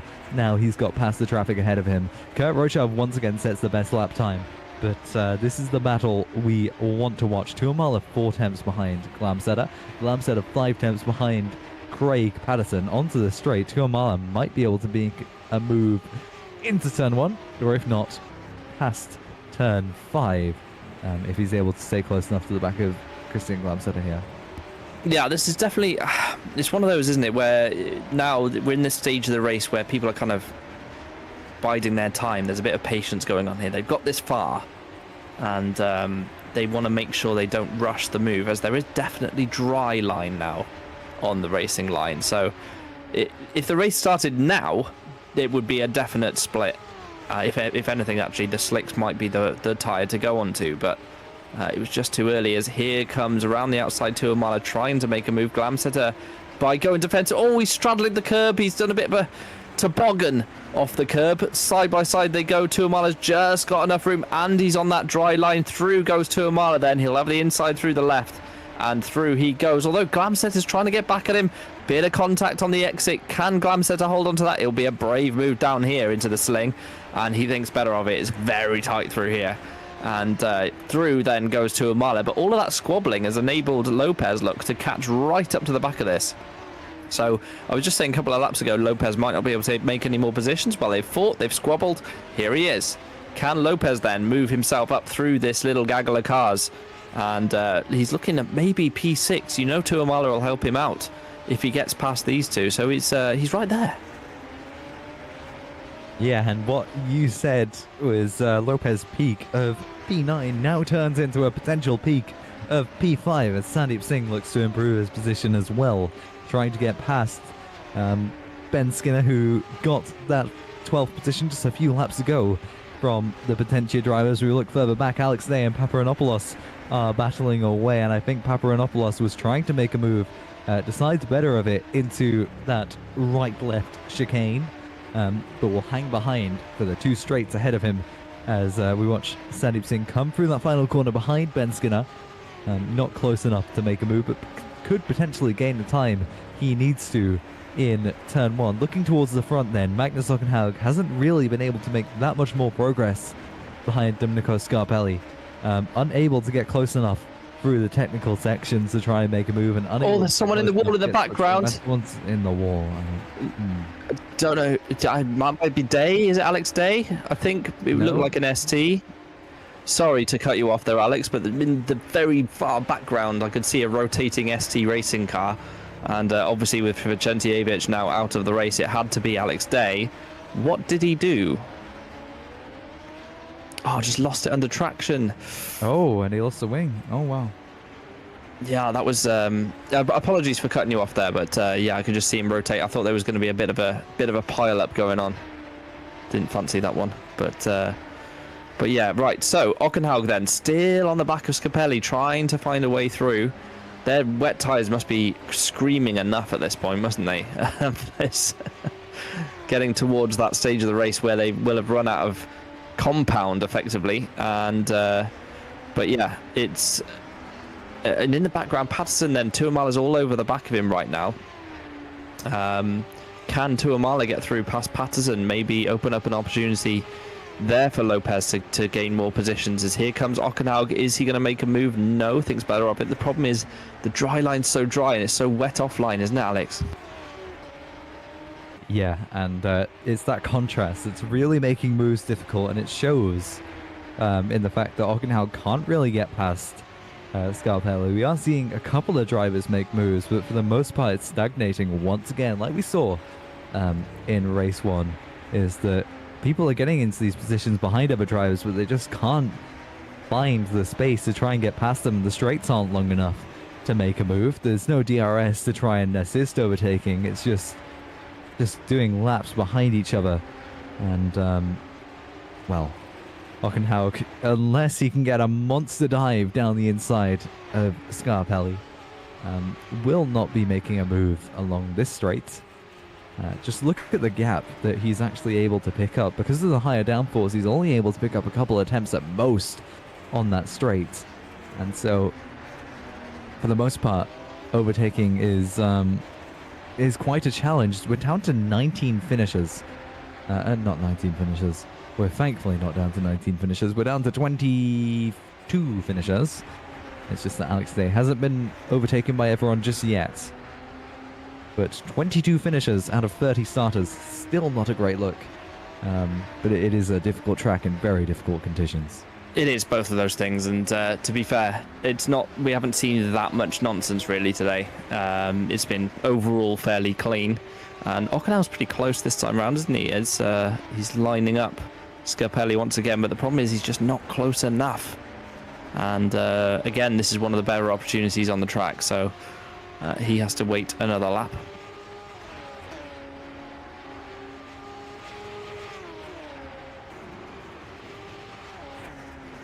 As they go down into the final sector then, and Ockenhaug trying to make the move, not close enough once again. And behind them, Lopez has not been able to get past Johannes Leppert. He's kind of stalled where he was. Singh still with Skinner in front of him as well. In fact, they're very close on track, aren't they? But yeah, Ockenhaug trying to get through for the podium. We're going on to the last 2 laps of the race, Alex. And I wouldn't want to put money onto which one of these two might get that 3rd place. No, it's going to be a very, very difficult battle here between Ockenhaug and Scarpelli. But Ockenhaug, coming through turn 5, might actually have the sort of gap that you need to try and make a move along the straight. Scarpelli gets a slightly better exit, but as Ockenhaug gets that slipstream towards turn 7, there you go. Ockenhaug just not close enough. He might go for the move or fills the mirrors of Scarpelli down the inside. That made the braking a little difficult for Ockenhaug there. And a move will not be made. Tuamala tries to get past Craig Patterson. It's another driver that's been sat behind another car.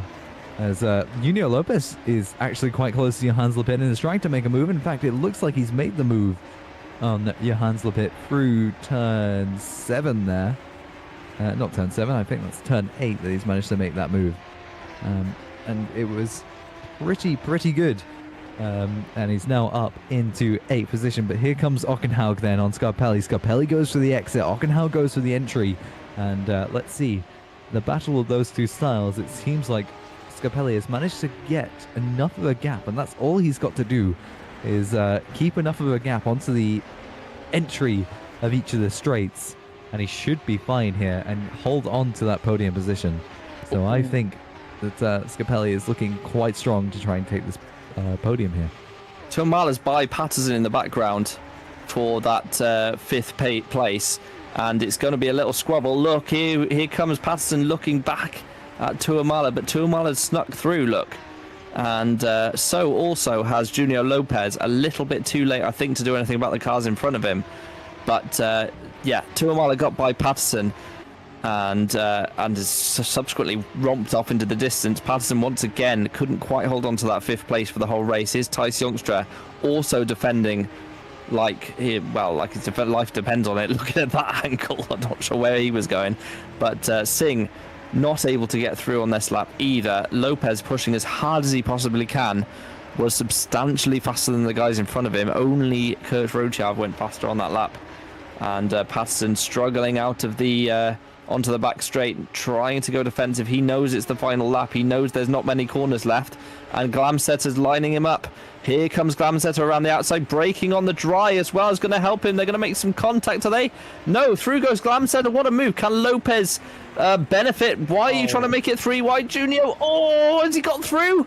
He's nearly got through on Patterson, but Patterson's trying to defend that. And round the outside goes Lopez. I don't know if he unsettled Patterson's car. It's so tight.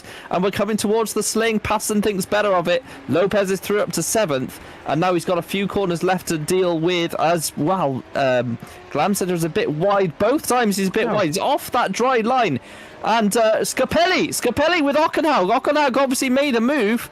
And he's let him back through, I think, potentially there. That's what that looked like. Lopez then with Glamsetter. They're side by side as we go down the back straight. We need to go back to that one. Here comes Lopez down the inside. Is he going to throw it down the inside? He is.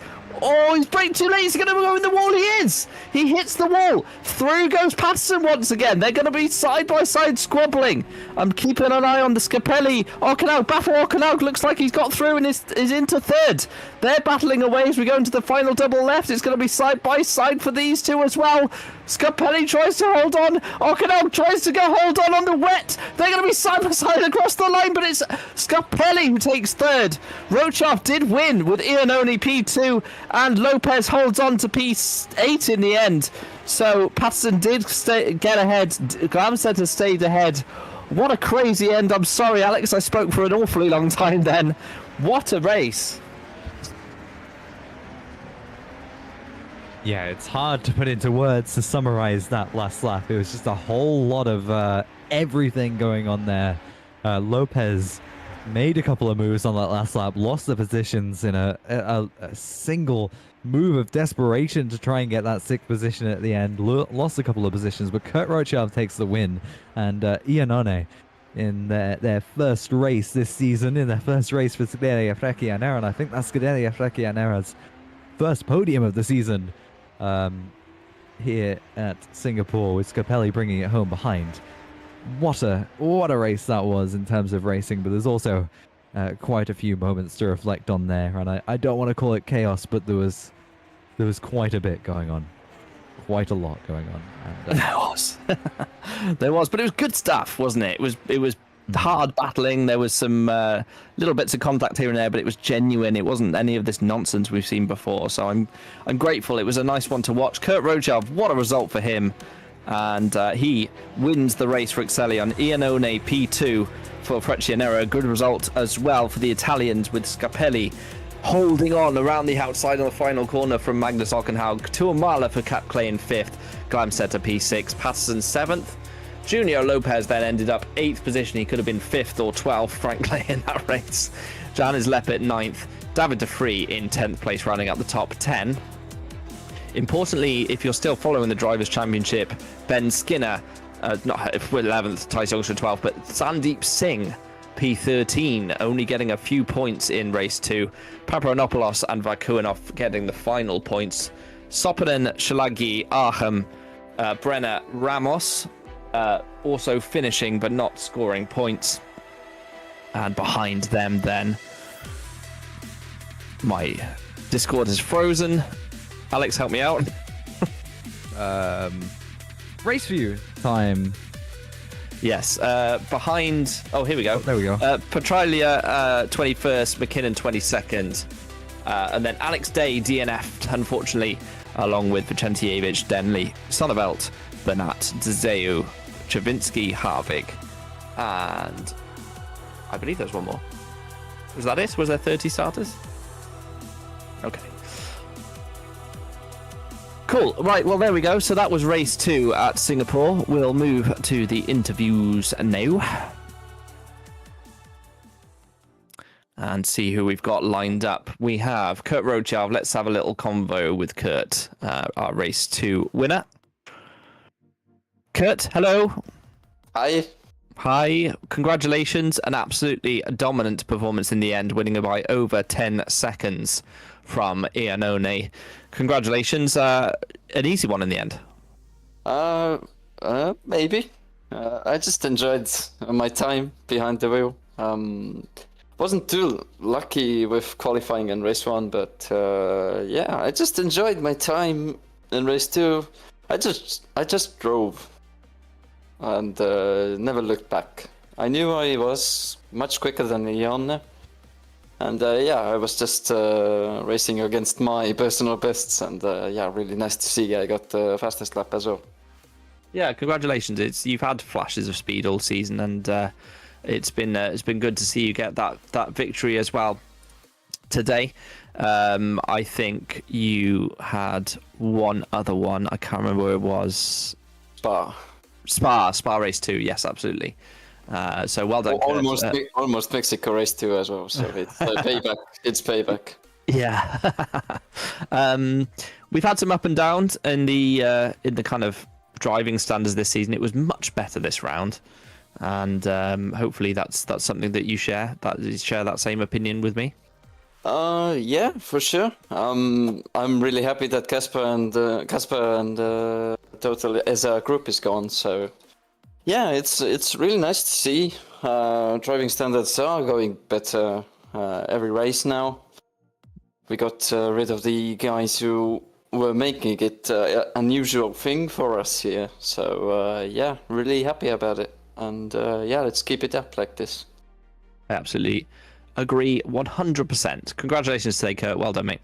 Thank you. Alex, do you want to do any interview questions today, or do you want me to just carry on as I am? You can.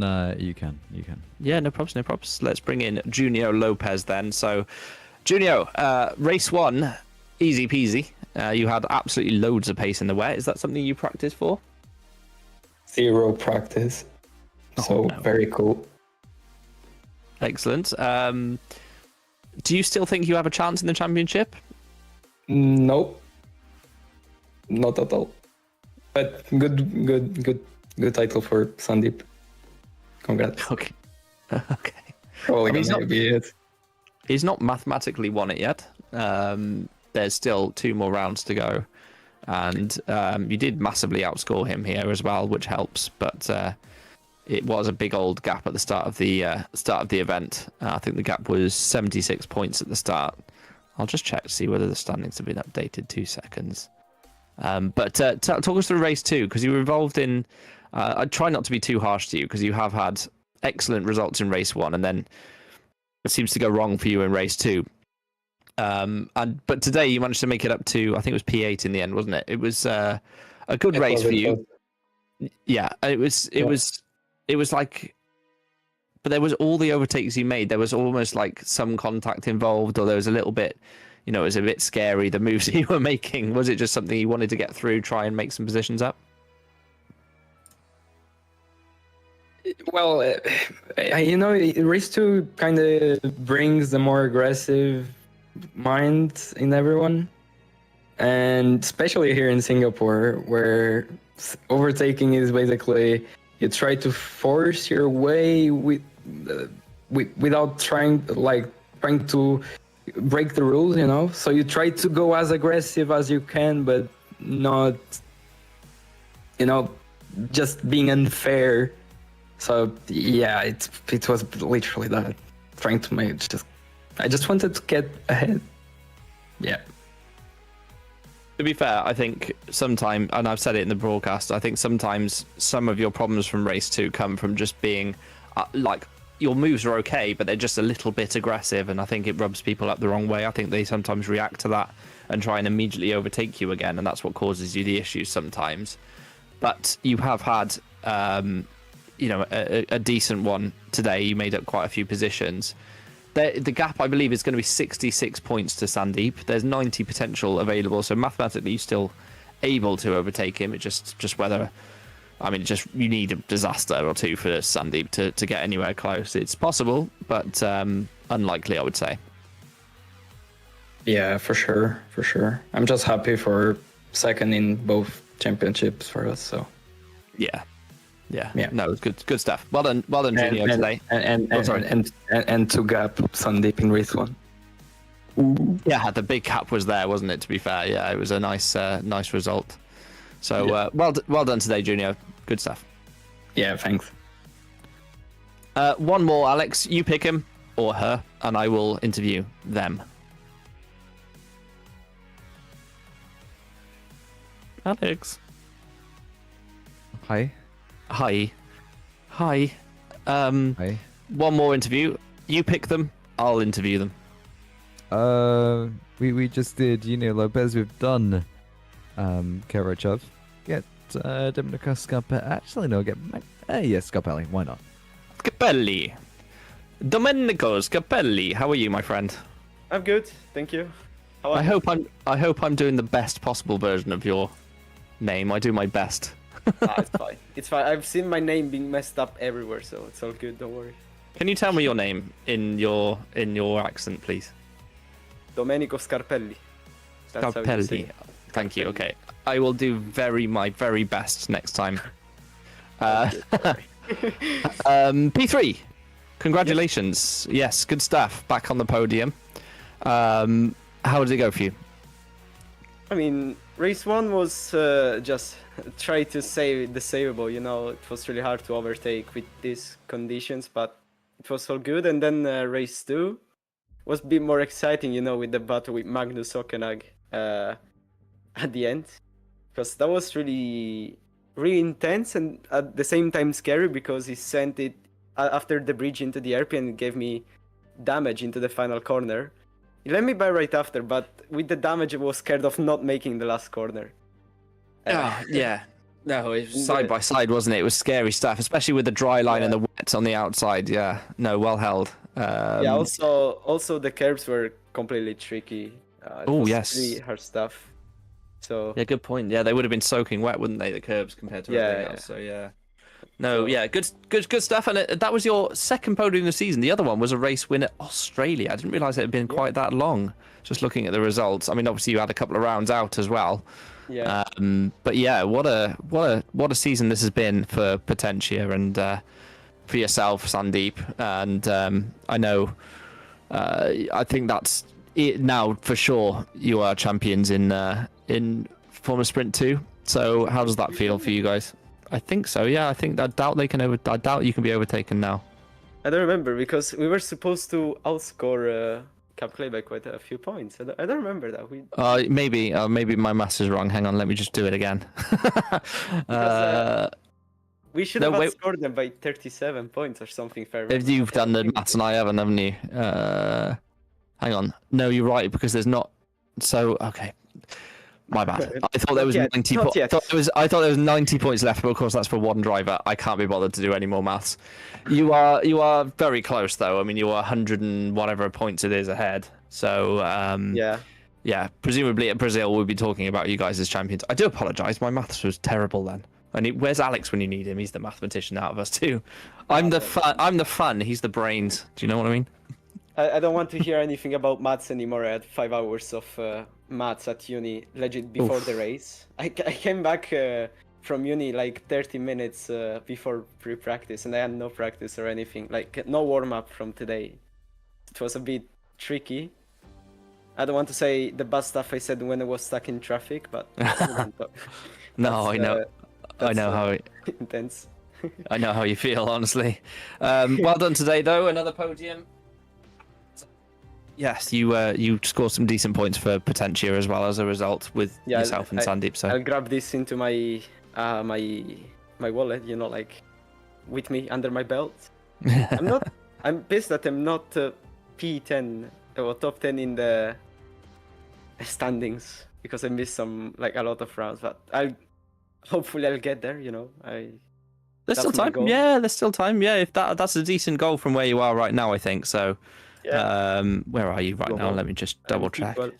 P12, yeah, P12. But you've got 30, whatever it is, 5 points or something to overtake. I mean, obviously, there's a couple of drivers in the top 10 who won't be scoring any more points this season. For another reason. Yes. So you should be able to get there, I think. Yeah, hopefully. Hopefully I don't have to miss any other races or stuff like that. Yeah, no, 100%. Well, thank you for talking to us, and congratulations today. Hopefully we get to speak to you again before the end of the season. If we do, it means you've done well. Thank you. Have a great evening. Good night. Whatever. Thank you. Thanks. Goodbye. No. Good stuff. Bye. Right. Bye. I personally think 3 interviews is plenty for tonight. It's 10 to 10 UK time. We'll just very quickly talk about the next couple of rounds. We've got Brazil coming up in Formula Sprint 2, then finish off with Abu Dhabi. 2 more rounds, Alex.